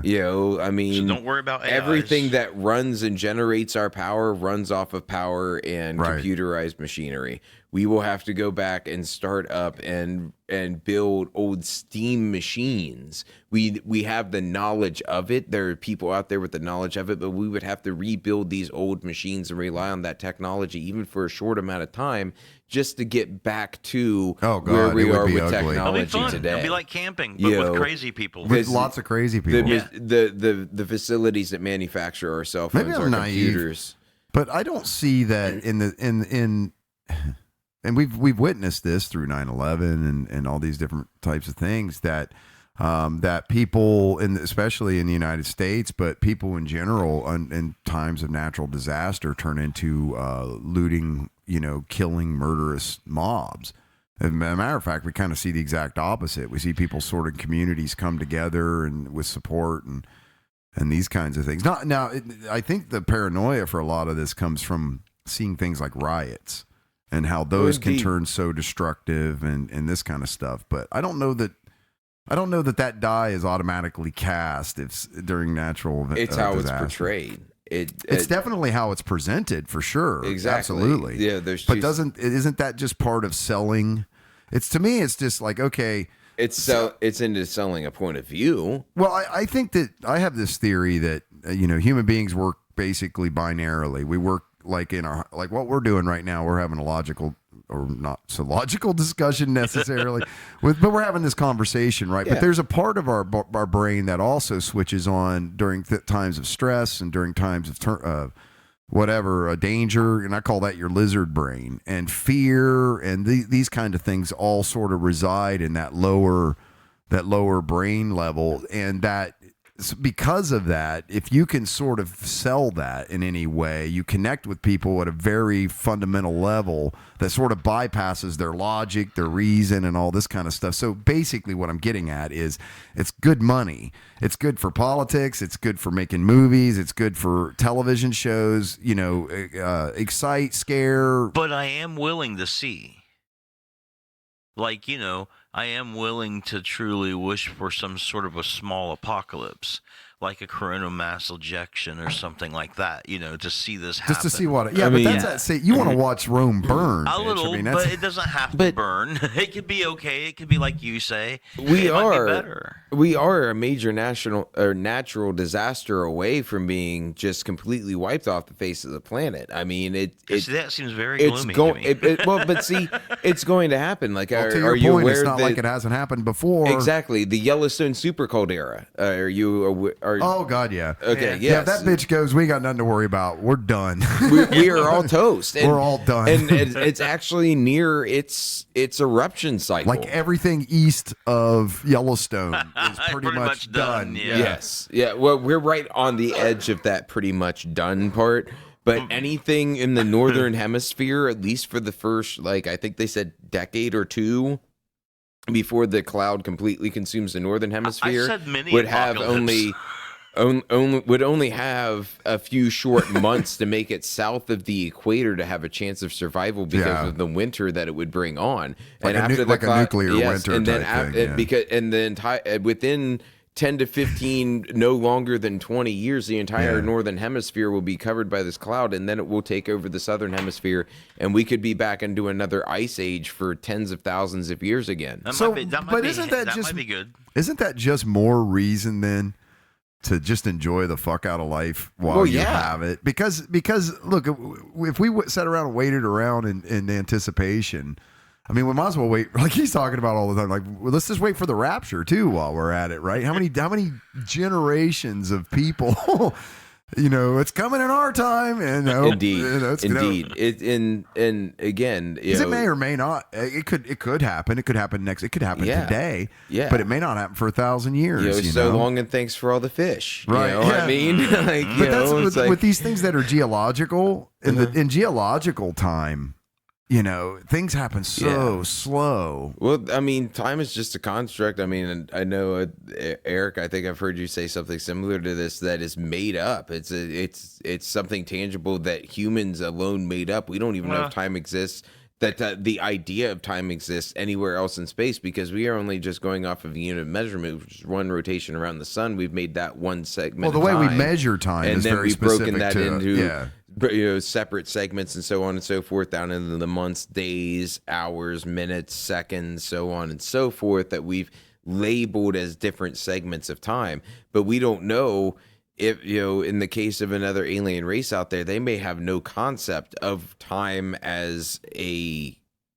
Well, it's you know what I'm saying? It's a way for us to benchmark and measure the episodic quality of the stream would of measure life, it. right? We would just measure it in different units, but not necessarily. I mean, advanced races would base their units of measurement on things like our most accurate measurements are like cesium-101 atoms in atomic clocks that vibrate. So, I mean, other species would see these same things and see them as being good for measuring time with. So they would probably have synchronized time units at a certain stage in development. Okay. Because they would have cesium atoms too, and they would find those same They would just things out. keep reducing to a level where they found commonality. Kind of thing. The vibration Exactly. in the universe, in the universe. to measure Okay. something with, and they would do the same thing with like light years and stuff too, except it would be, it would probably be based on pulsars probably. Instead of Like there'd be a clock pulse that everybody could see, and no matter where you were in the universe, that clock pulse would still be consistent. Which is the way, I mean, actually, you know what it will be? It'll be multiples because they don't all pulse at the same rate. right. And it would work just like GPS satellites. Yeah. Depending on, you could measure them, and the time distortion between the two pulses hitting you could give you a triangulatory position in space. There you go, man. There's my Nobel Prize. I just invented GPS for outer space There we go. using pulsars. I doubt the Nobel Committee's going to be calling me anytime soon. Right. We won't be using those for a while. Sorry about that. Anyway, I interrupted you. No, I think I just was pointing out that, people would still tell time. Yeah. They would have to have a concept of time just to organize things. Like we had, I think the first really big deal about organizing time came with the trains that we had that was going across the country, and we had to start organizing. Yeah, because they would collide. Yeah. It was the like the clocks first weren't- real big push to right. that, was modernization. You said so. noon. Yeah. Well, it's noon where I came from, And but it's further 2 o'clock where you're going. Right. Or when you Yeah. get there. And Yeah. the further you take that into, like science and space and stuff, the more intense that Yeah. becomes. I got an article here, man, while we're precise sort of on this subject, if you don't mind. Okay. This actually comes from Futurism, and I don't know if you've heard about this yet or not, but dangerous debris from India's exploded satellite is still orbiting Earth. Did you guys hear about this? Nope.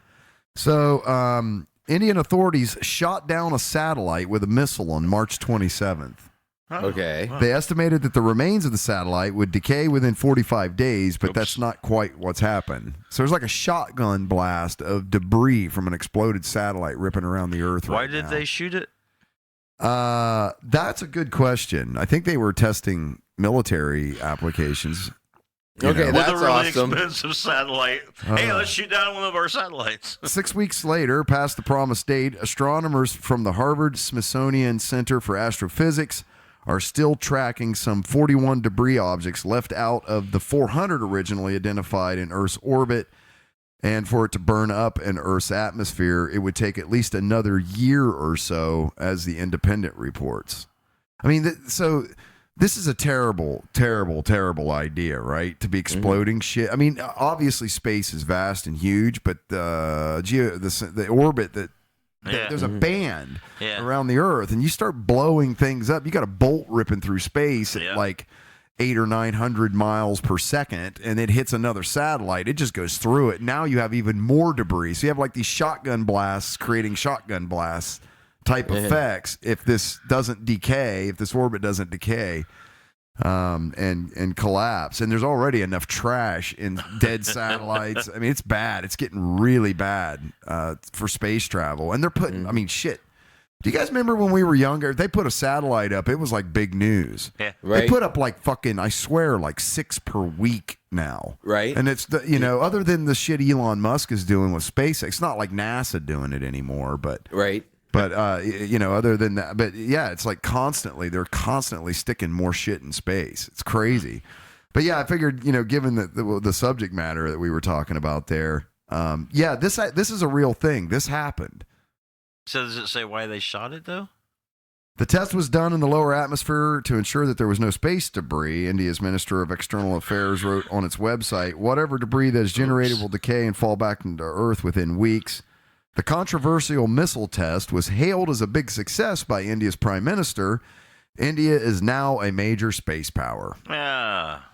We will shoot your bitch-ass spy satellites down. Because we are a legitimate space power now. Yeah, what a waste of Resources. this resource and technology to be doing this kind of shit. Indeed. Yeah. I agree. And that's just it. That I don't understand. I mean, so basically, right? This is a country showing us how big their dick is, but risking literally communications for the entirety of the planet. Like, this is a problem now, right? This is something new.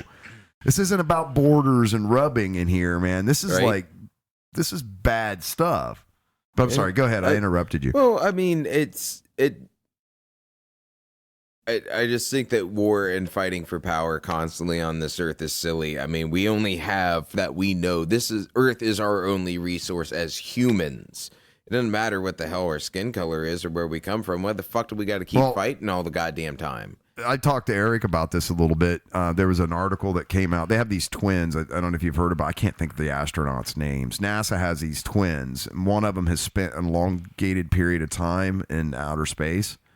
In zero gravity, I guess I should say. And his twin brother had stayed, and they're now able to kind of look at the physiological differences between them because they kind of have an analog and then the experiment. And being in space for long periods of time, it's not good for you. Not good for you. Like, there's problems, man. There's serious. This guy's got fluid on his brain, I guess, that he can't. Because he spent so much time in zero gravity.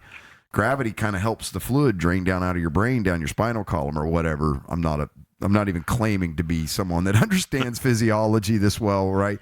But there are significant issues. You cannot spend long periods of time in space. It will just without gravity. Without gravity, I'm sorry. You can't spend long periods of time without gravity. It is fundamental to our physiological processes. Yeah. So this whole concept that we're all just going to go to Mars, or they'll move, like this is a foolhardy sort of thing, because unless we evolve rapidly somehow to change where we can exist in zero gravity, we're not fucking going anywhere with the technology. The long-term ones have the centrifugal force, artificial gravity, where they microgravity kind of thing. Yeah. They spin apart, and hopefully that would be something that they would be able to work with. Well, okay.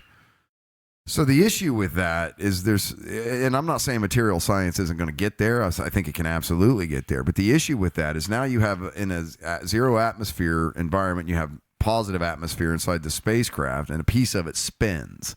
So there has to be some sort of ring that stays airtight that allows that rotation to happen, unless the entirety of the spacecraft itself were to spin. Yeah, right? You could do that. And I suppose they could. Now, 2001: A Space Odyssey, that was sort of that, right? Yeah. Kubrick's vision of it, who was a brilliant mathematician from what I understand, but that was probably more realistic because you would have to maintain microgravity somehow. Yeah.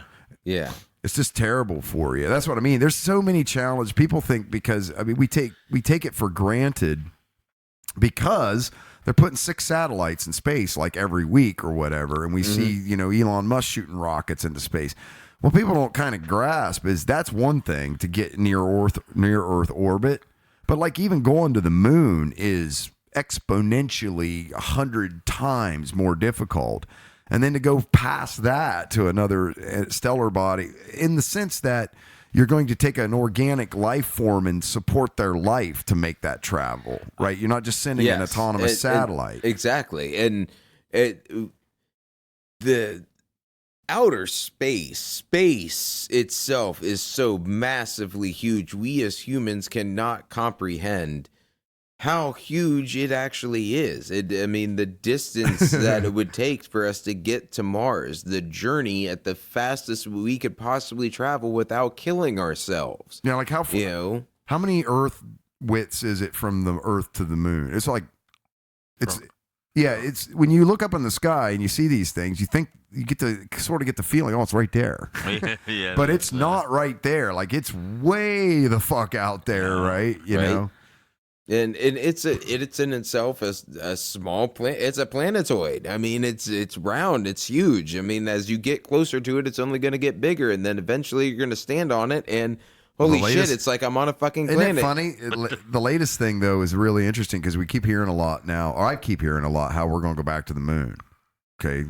I've heard the moon, Mars, all kinds of shit. Yeah. Everybody's going into outer space and Space Force, right? Yeah, any kind of but patriotism. I wonder because now that was those articles, right, that came out that said there's some sort of large mass inside the surface of the moon, which I'm not sure was. I thought you said large math. Large math. I don't want nothing to do with that. Fuck that. Well, they're not sure if like an asteroid impacted into it, but there's something there that's different. and I'm not sure how they're deriving this. Some sort of I think it's supposed to be really getting. dense. Yeah, some like so. Is it like a big honking piece of like a rock or something? Solid gold, solid uranium, or I think it's just like some kind of rock, some dense rock, like diorite or something. I don't think it's like gold or anything. Well, and I asked that because you and I have actually had kind of this conversation. We've had this conversation before that if somebody was really like, because we talked about like the Anunnaki and the whole theory of how space. Again, aliens wouldn't. Again, yeah, you guys are both supporting that too, by the way. Like just talking about how incredibly difficult it is for life that's evolved on a gravitational planet to go through a non-gravity situation for a long period of time. It's just another one of the hurdles that make it almost near impossible that UFOs are actually aliens visiting from other planets. I mean, and what would they? And amongst to all your these point, other like things. what would they be coming here for? Yeah, that's what you were saying. Yeah, like that Zachariah Stitchin has written like 12 books about his interpretation of cuneiform tablets known as stelas, where he says that aliens came from outer space and uplifted apes with DNA, their alien DNA, to create humans to dig gold for them. And it's like, there's more gold in our asteroid belt than there is on our planet. Well, Gold's not indigenous to our planet. So this comes from Big Think. All right. Space miners race to an asteroid worth quintillions. Yeah. Okay. Until they bring it back to Earth, and then everything's devalued because now you've got quintillions of gold, right? Yeah. Would you like to be a billionaire? Yeah, if it maintained its value, but once the market's flooded with it, right? Yeah, You're like, hey, man, we make snow gold. shovels out of gold or whatever. Yeah. Would you like to be a billionaire? All you have to do is figure out how to go into space and mine 16 Psyche, an asteroid made of gold and other metals like iron and nickel, flying somewhere between Mars and Jupiter, so it's in our solar system. Yeah, the asteroid belt. This amazing space rock is estimated to be worth as much as 700 quintillion, that's with a Q, quintillion dollars. Like there's that much money on the planet or anyone that can count that high anyway. Exactly. So your point. So the point of that tired. That's right. I find that argument tired because you wouldn't even bother coming all the way to Earth. No, just and stopping the asteroid and uplifting belt. creatures to make them dig for it. Right. No doubt. Changing their DNA and all this shit. Just between Jupiter, out by Jupiter, just pick up an asteroid and take it back with you, man. We wouldn't even notice. Right? Gold. Right? And, okay, so off topic, just because something that's been on my head. It's actually kind of a somber note, but also pop culture news. Did you hear the announcement that this week that Mad Magazine is going to going bye-bye, done. Going to quit publishing new content is my understanding. They're still going to release a Mad Magazine every month. It's just going to be republishing of old content. And then like year-end specials and special editions throughout the year are going to be some new content, but it's not going to be month to month. I'm weirdly sad about that. Dude, I'm totally sad about Mad Magazine. I haven't bought a Mad around. Magazine since like the 90s. God, I thought they were same, but still, so it's kind Mad of my Magazine. fault. How do I feel bad about it? I'm sort of Mad TV. Oh, that was so good. That was really groundbreaking stuff on there for a while. I mean, I remember reading a magazine when I was a kid. I remember my dad finding 70s Mad magazines from when he was growing up in the 70s out of my grandparents' house when I was growing up, and started off reading those in the 90s. And then I started reading 90s Mad magazines. It started me to become the sarcastic little shithead that I became, man. I mean, it was, but does it surprise you, though, that sarcasm kind of doesn't sell anymore? No, it doesn't. It doesn't. When I saw that, I was like, well, people don't get sarcasm anymore. It's all passive aggressive or it's aggressive. And it's hard to sell satire too. It really is hard to sell satire, which they played a lot of heavily on that because in the one article I was reading about it, they said that Mad Magazine built its reputation off being very satirical but very openly political, talking about presidents and the government and world events and things like that in a very satirical but yet semi-serious sense, about what's going on. So it has been not only a pop culture icon, but a pop culture influence, so to say, over the years. And to see it ending, it's like, okay, again, there's the evolution of the pop culture, the evolution of the influence of the world. But a lot of magazines. I mean, heavy metal's gone. There's a lot of Is heavy metal's gone? I thought Mad Magazine was gone. But you see what I mean? They're just the craft It's is websites gone, like, and things now. Yes, Yeah. and again, it goes with a lot of print and things like that nature. Again, I have a feeling within the I don't know if we'd be around to see it or not. Omni, Starlog, Fangoria. Gone. Written print will be gone. We will not have yeah, printed books anymore. Those are 200 years from now, somebody's gonna find a book buried somewhere in the ground and be like, what the hell is this? Oh, it's a ancient tome written in an ancient language, and it's the beginning of a Steven Spielberg movie, or But something don't you like feel that. you must feel though that this is the natural evolution of things, though, in a sense, kind of like what's happened with radio and stuff too. You just sort of you're just saying there's a nostalgia for it for you, where seeing this stuff kind of go away, remembering this in a nostalgic sense. Yeah. There's always going to be nostalgia for things. I mean, you got to think that. Man, anarchists will miss book burnings. What the fuck? They will. He has a point. Wait, first they would have to stop. There'll be more books, man. Like, God, remember when there used to be books we could burn to make a point? Oh, yeah, right. But no more. That's right. And you can't burn. There's no CDs. Everybody downloads their music, so you can't have any more. Records. Yeah. You're down with disco. Yeah. Exactly. More Kiss albums being Everything's burned. transient. Like, that's what I'm saying. Like, the times have changed, and they're going to continue to change. I believe that we as a society are right on the edge of a huge change and a huge step forward with us as just a human society. But you know what? No borders drawn or anything like that. Just a human society. But I feel that there are quite a few factors of the world as a whole that are holding us back. Organized religion being one of them, and all the conflicting views and shit. And it's like, no, like, we need to be able to move past this as a society and start seeing people as human beings who are in charge of their own lives. The tools are definitely there for that to be able, that conversation to at least be facilitated to begin. I think absolutely, you're right about that for sure. Yeah, I just think it has too much influence in society, and it's stuck around for so long. Like, yes,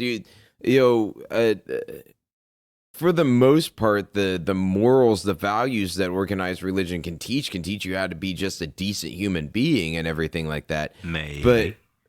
But there's a big debate, and I agree that morality does not come exclusively from organized or any kind of religion. Of course, right? But you can be a moral person and be an atheist. Well, yeah, exactly. But you can definitely be a moral person and be an atheist. But there's the lessons to be learned there. But don't go around living your life judging other people if they don't agree with you on the same things. Right. Don't be that person going around saying, "Hey." That's the whole douchebag principle. Just don't be a douchebag. It's not tough. It's if somebody walks up to me and says, "Hey," if I say, "Hey, man, do you want a beer?" No, my religion says I can't do that. Cool. But the second you tell me my religion says you can't do that, then it's a problem. Now it's a problem. We'll I'm sorry, because your religion is not my religion, and that is my choice. Do you know what happened to all those people, by the way, that used to burn books and burn music and stuff? They all got keyboards with big fat caps lock keys on it, and they became trolls. Yeah. They're all online commenting on videes and people's posts and stuff. Yeah. That's all that's left. You just comment, man. You can't really go out and burn them, I guess. I think that social media is to communication. I've said this, right? Social media is to communication. What standing beside the interstate screaming at people as they drive by in their cars is to communication, right? It's not really communication. It's like drive-by shooting. That's about it, at best. Everybody's big to stand up and think that they've got, want to swing their dick around and just know everything about this and that and everything else. And you could be making it's horrible how toxic social media is, where somebody asks a simple question as far as, how do I, I'm looking for this or I'm looking for that. And they just get trashed. Hell, I left a couple of local groups here in Lancaster because of how toxic it was. I posted. Yeah, it's the problem is it's that way everywhere. You understand that, right? Because I moved from New England back to Central Ohio. Mm-hmm. Okay, and there's nothing exclusive. It's really, it's so important. And I'm not saying you're implying this. Okay, Yeah. this just brings to mind a point. It's so important, and Eric, I've talked about this too, because both of us have had the ability to live in other states, sometimes entire other regions. You know, not like just moving to West Virginia, which is, you know, Appalachia's Appalachia. You know what I mean? And so, be able to live in different regions, significantly distances apart, and what you find, you do start to realize how much it's the same no matter where you go. And that thing, like, I know exactly, because I know those groups. I was like, oh, you know, this would be great. I would jump in these different groups and stuff and learn what's going on in town. Nope. I was out of them and like, no, like, I really don't want to fucking know what's going on in town. I got torn down for my profile picture, you know? Like, dude just straight up just started, like judging me and tearing me up one side down the other, judging me based off of my profile picture. I'm like, dude, if you have nothing else better to do with your time, Jesus Christ, right? You Get know, a life. like, then to tear me down based off what you can tell about me through my profile picture. A, you don't know from me from Adam, and B, fuck off and get a life. My buddy Nick. I got this buddy Nick. Shout out Nick Furno, but I got this buddy Nick who works for an auto body shop. To your point, down in Little Rock, Arkansas. Mm-hmm. And he so for 4th of July, he puts this picture up, and you guys can see it, but just for the listeners, it's a vehicle that's been shot up. Obviously, it's got bullet holes all over it, right, from the side. And so he says, leave your car parked in the wrong part of town overnight. Yeah, we can help with that. Ask about our bullet hole special. Right. So it's obviously satire. It's obviously a joke. Okay. Yeah. And so people are deriving from this that what he means is that this car was shot up specifically in Little Rock, Arkansas. And so if you get the chance, you can go look it up. It's like I said, it's Mako of Little Rock, Arkansas. And you can obviously, but read the comments about how people are taking this. I mean, it's hilarious. Nick is like a razor blade, sharp and witty anyway. Mm-hmm. So he's not the kind of person you want to troll, because you find out that he's the one trolling you real quick, you know. Mm-hmm. But just watching him respond to some of the comments, because he's very careful. He's very careful about the way he words things on purpose. Right, knowing that this is good, but so the point I'm making is he puts this controversial thing up, puts this post out there, right, and it's getting 10 times like the comments, the looks or views, and of the shit that he actually spends money to have promoted on Facebook, and lots of different emoticons too. So let's talk about this. This is an illustration of how this algorithm inside of Facebook too works, right? Why? Mm-hmm. Because this is sensationalized. And it's sensationalized by the way that people react to it, whether they're laughing at it, shocked, thumbs up. You know, that helps them rank how this should be displayed. Indeed. Kind of thing, right? It does. But people are losing their minds over this picture of this car that's shot up and his joke about fixing bullet holes. You know, it's nuts. It is. And how it's the power of suggestion. It really is. Behold the power of suggestion. Behold, I give you gullibility. Exactly. Well, so we were talking about movies like Blazing Saddles. Mm-hmm. And that crappy Signs movie. Well, we did talk about that, but you can't do it. It's impossible. Well, I shouldn't say it's impossible, but it would be like, I think it would have to be done as an independent film or some sort of off-label Indeed. kind of thing. Indeed, the comedy. And then it definitely wouldn't have the wide acceptance. Exactly. And I'm going to go out on a limb and say within the past 5 to 7 years, you've seen a very sharp decline in what people will take that step over what's PC and what's not, and really push that button. I mean, Rick and Morty, yeah, we've got that, but I still haven't seen a whole lot of TV shows that, and not since really The Office, that have even pushed a lot of those buttons. Southpark continues to do it. Sure. Southpark still does it, but I mean, it's out there. Moral Oral. Have you ever seen Moral Oral? Oh yeah, I've seen Moral Oral. They packed this shit way past the midnight mark. I'm talking about mainstream stuff that back in the day, Blazing Saddles. That was a mainstream. People went out and saw it at the movie theaters, and thought it was funny type shit. You're not going to see You're never going to see Archie Bunker or the Jeffersons. You're not going to see all of the family and the Jeffersons back on television in its full form and everything like that. Because they just did a special with a live thing they did. That was, I didn't really get a good, chance to. I didn't get a chance to watch did it. not care for All in the Family. No. Yeah. Gee, I wonder why.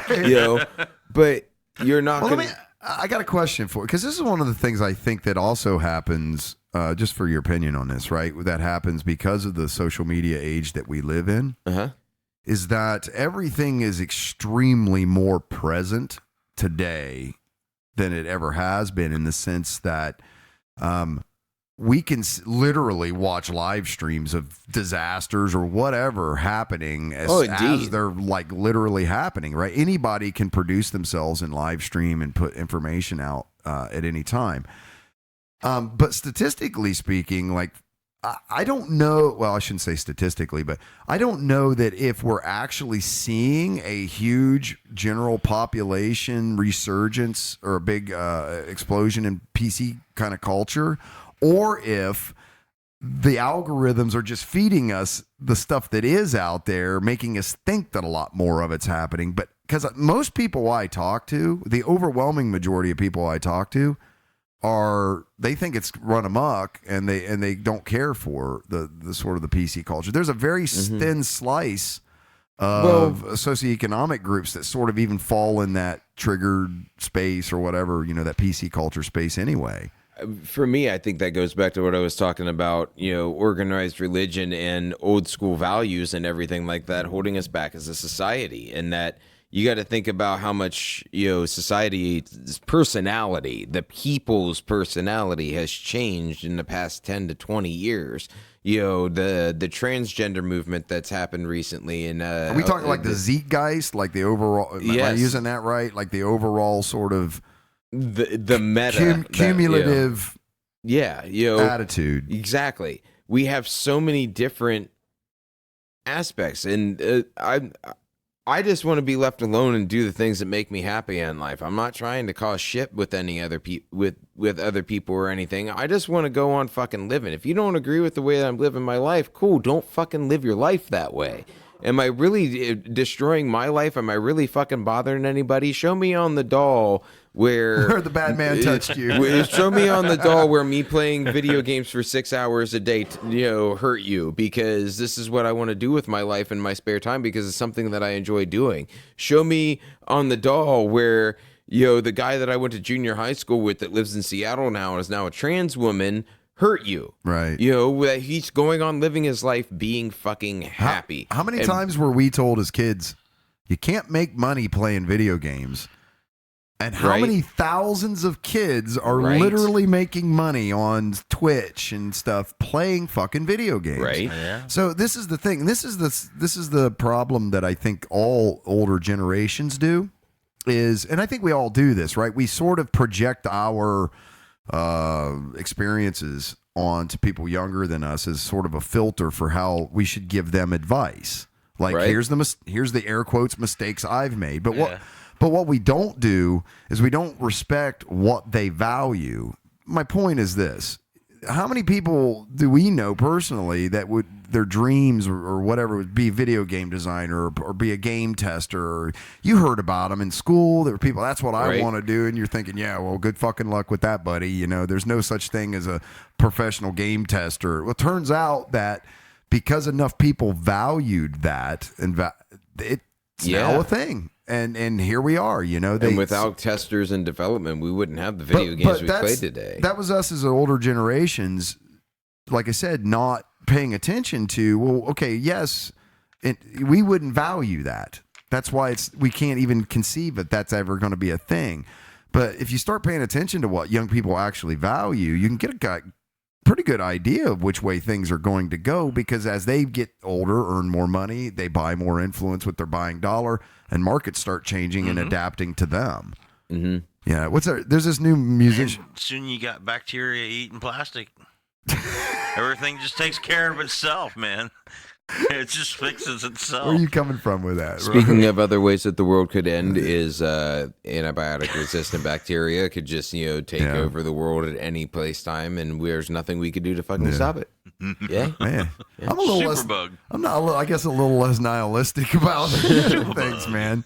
like I mean, there was a TV show called 1,000 Ways to Fucking Die, Which was awesome. right? It was a movie. But, 1,000 Ways to Die in the West, right? Am I happy? Are you happy? Or are you depressed? I'm happy. I'm a genuinely happy person. Just answer the question. Yes, I'm happy. No, sorry, I'm just... Is he on cross-examination now? Are you happy? No. I'm existing. You can't handle the truth. What's going on here? Yeah, I'm existing, but I mean, that's the best that I can do. Again, it's like you said, make the best of this life that I got. That's why I'm here hanging out with you guys on a Friday night in town.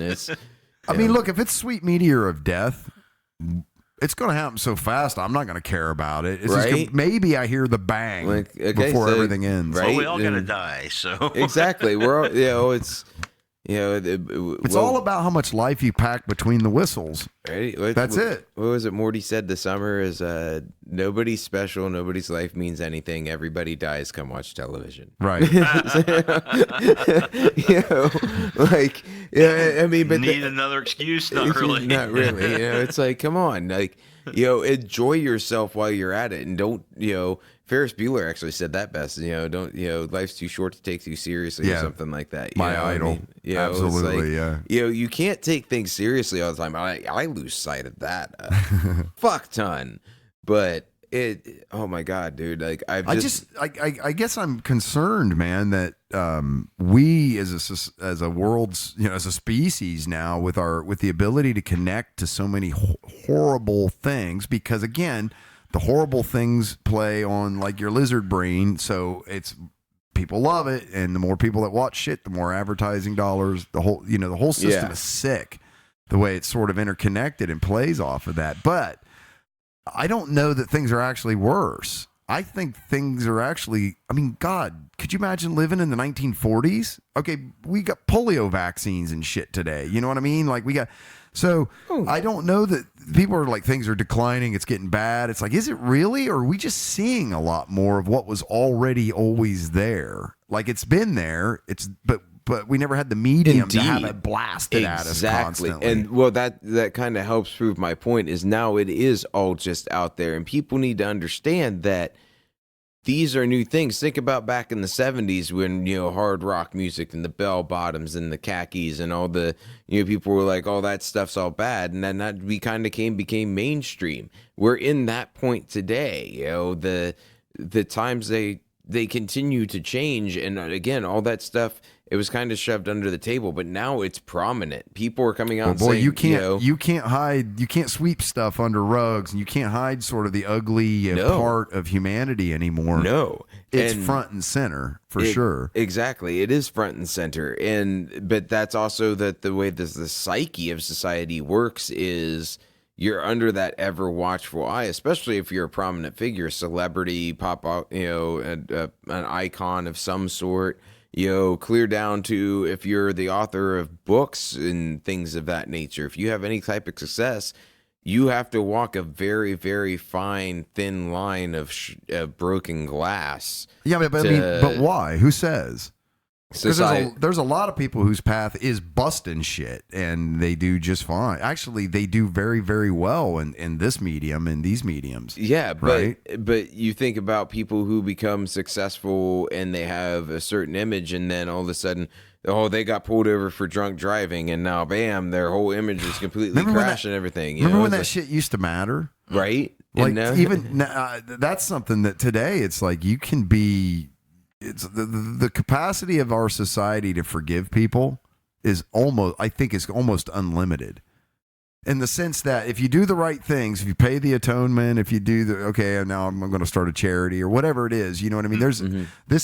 Our society has a tremendous capacity for forgiving people and letting them back into the spotlight, so to speak. There are those with the ability to do so, but it also goes off of, and this is how they play it up, that once you make a mistake, that's what they want to remember you for. It doesn't matter the hundreds of other good things that you've done. You do that one bad thing, that's your reputation. Lizard brain. Yes. Because that's the bad shit. That's what everybody always remembers, right? They want to play on that emotion. They want to, it doesn't matter what good you've done.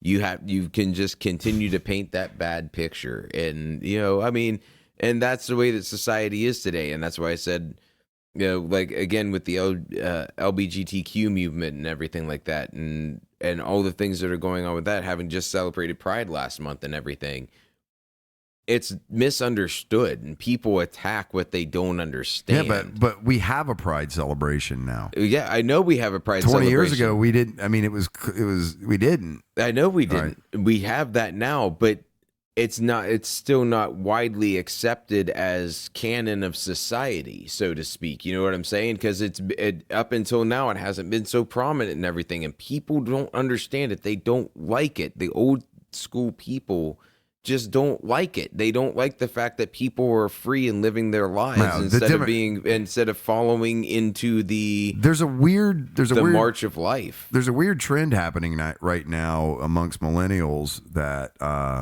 they're starting to break against this movement. Okay. But otherwise, not that the majorities are against it or anything. Like, I'm not saying that there's a trend that's sort of turned here a little bit, and people are kind of, what's going on here? But ultimately, the demographics and the math always works, because those generations that, with the fucking fingernails dug into the old ways and stuff, they die. I mean, death is inevitable. It's coming for us all. And when they die, as they die out, their influence dies out, and so does their ideologies. They die out. And that's just kind of how it isn't whether shit changes, man. Everything changes. It's just about what the accepted level of change is. I'm more pragmatic about it, and I'm just like, well, fuck it. Let's just go. Let's see what's over there, get there. But that's not how the world actually works, and change can be really, really slow. But at least now, like I said, there's so many things that are so much better now than they've been in the last 40 years, easily. And then when you start going back hundreds of years, it's like, oh my God, right? Nobody has to go chop down firewood to build a fire to feed their family anymore, right? We can, almost all of us here, unfortunately some people can't, but for the most part, you can go to a spigot and turn it on and grab a glass of water and drink it. There's places in this world where women spend 6 to 8 hours a day just looking for clean drinking water, let alone all the other shit that, they need to do to support their families and stuff. But yeah, I mean, Americans, or I don't know, man, I have this thing where, it's like, well, it's bad. It's like, really? Well, in context to what is it bad? Is it bad, like, because, God damn it, the internet's down for an hour? Or is it bad for, there's a lion in the village. It's nicking people. Right. I mean, what's bad? You know what I mean? Like, yeah. I just think that right now, as a society, we need to be more accepting of each other. Just people as a whole. You know what I'm saying? Like, we're so caught. Is love. Dun, dun, dun, dun, dun. Exactly. All you do need is love. Just be respectful and let other people live their lives. Now, again, don't go out robbing people if that's your idea of having a good fucking time. No, that's wrong. No. But I mean, well, there's a clause, right? There's in the execution of your own individual rights, whether you want to call them, civil rights, constitutional rights, as enumerated or whatever. The clause is that you, in the exercise of your personal rights, you can't violate the personal rights of others, which is why you can't do shit like scream fire in a crowded theater, so to speak, right? Yeah. There are certain things that you're not allowed to do, and so everybody forgets that little clause. It's like it should have an asterisk on it, and be prominently. By the execution of the following rights shall not be intended to be used to violate the rights of others. Be good, live your life. Asterisk. Yeah. The asterisk description is don't be a douche. Don't be a douche. That's what I mean. It's super simple. It's the douchebag clause, right? Do unto others as you'd have them do unto you. Oh, that old golden rule. Don't start with that shit, man. That doesn't make any sense to anybody anymore. I had to explain to somebody one time because they interpreted that as do unto others as you'd have others do unto you. Was it your landlord? No, I'm not going to say. Okay. And so they went, but I knew they were, that they were gossiping about me. So I made sure, I was like, whoa. That doesn't conversely mean screw others before they screw you. No, it's not how that works. That means even if they're a dumbass, do unto others before they do unto you. Right, that's another thing. Or American foreign policy. Yeah. The other thing that I think we need to address in society today is hypocrisy. And how we attack other people for the way that they are while not looking inwards at ourselves and how we might be doing the same thing. That's very biblical too, right? That's that whole the log, the splinter in my neighbor's eye while ignoring the log in my own eye. Yeah, right? Some kind of sympathetic magic. But I mean, sympathetic magic. Yeah, Dungeons and Dragons is just fantasy football for nerds. Yeah. What's that got to do with? I don't understand what sympathetic. No. Okay, I feel like I've lost control. Okay, so I don't people. know what he's talking about. Okay, where I'm going with this is Let's- okay. So you've got people who are so into football. They're diehard Dallas Cowboy fans every Sunday on TVs. Got everything all New decked England out. Patriots. Whatever your team is, you're just this diehard fan. And right. Who's that guy over there? Look at him. He's dressed up like a wizard. Ha ha, geek, nerd. But on the other side of that coin, us geeky nerds who like to sit around and play D&D, you guys sitting over there playing your fantasy football and stuff, that's nerdy and geeky to us, So it's acceptable for you to dress up in your favorite players' jerseys and stuff and have all of these things and know everything about the history of your football team and stats and stuff like that. But if you dress up like Harry Potter, Eric makes fun of you if he sees you downtown, right? Yes. I mean, my point exactly. It's all a matter of context. And if I have that, that dude's a douche nozzle, and I'm running him through the mill in my own mind, or making remarks to him or about him because he follows, he's such a diehard football fan. It's no better than him calling me a nerd or a dork or a geek or what the fuck ever. Doesn't this all seem extremely primal in the sense that this is all about which tribe I associate with, which, like I said, this goes back to I think we have it innate in like our psyches as human beings to find tribes. And I think it goes back to where if you were a loner, you got eaten by tigers and shit, right? So we're always, so it's like it's built into our DNA. The ones that didn't find value genetically, whatever, in tribes, they're gone. Like that bloodline's done. Out. Right? They got weeded out by natural selection. No, all I meant is the needle in your eye, the log in mine. Sort of, it's like sympathetic magic because, like, if you need it. We talked about this.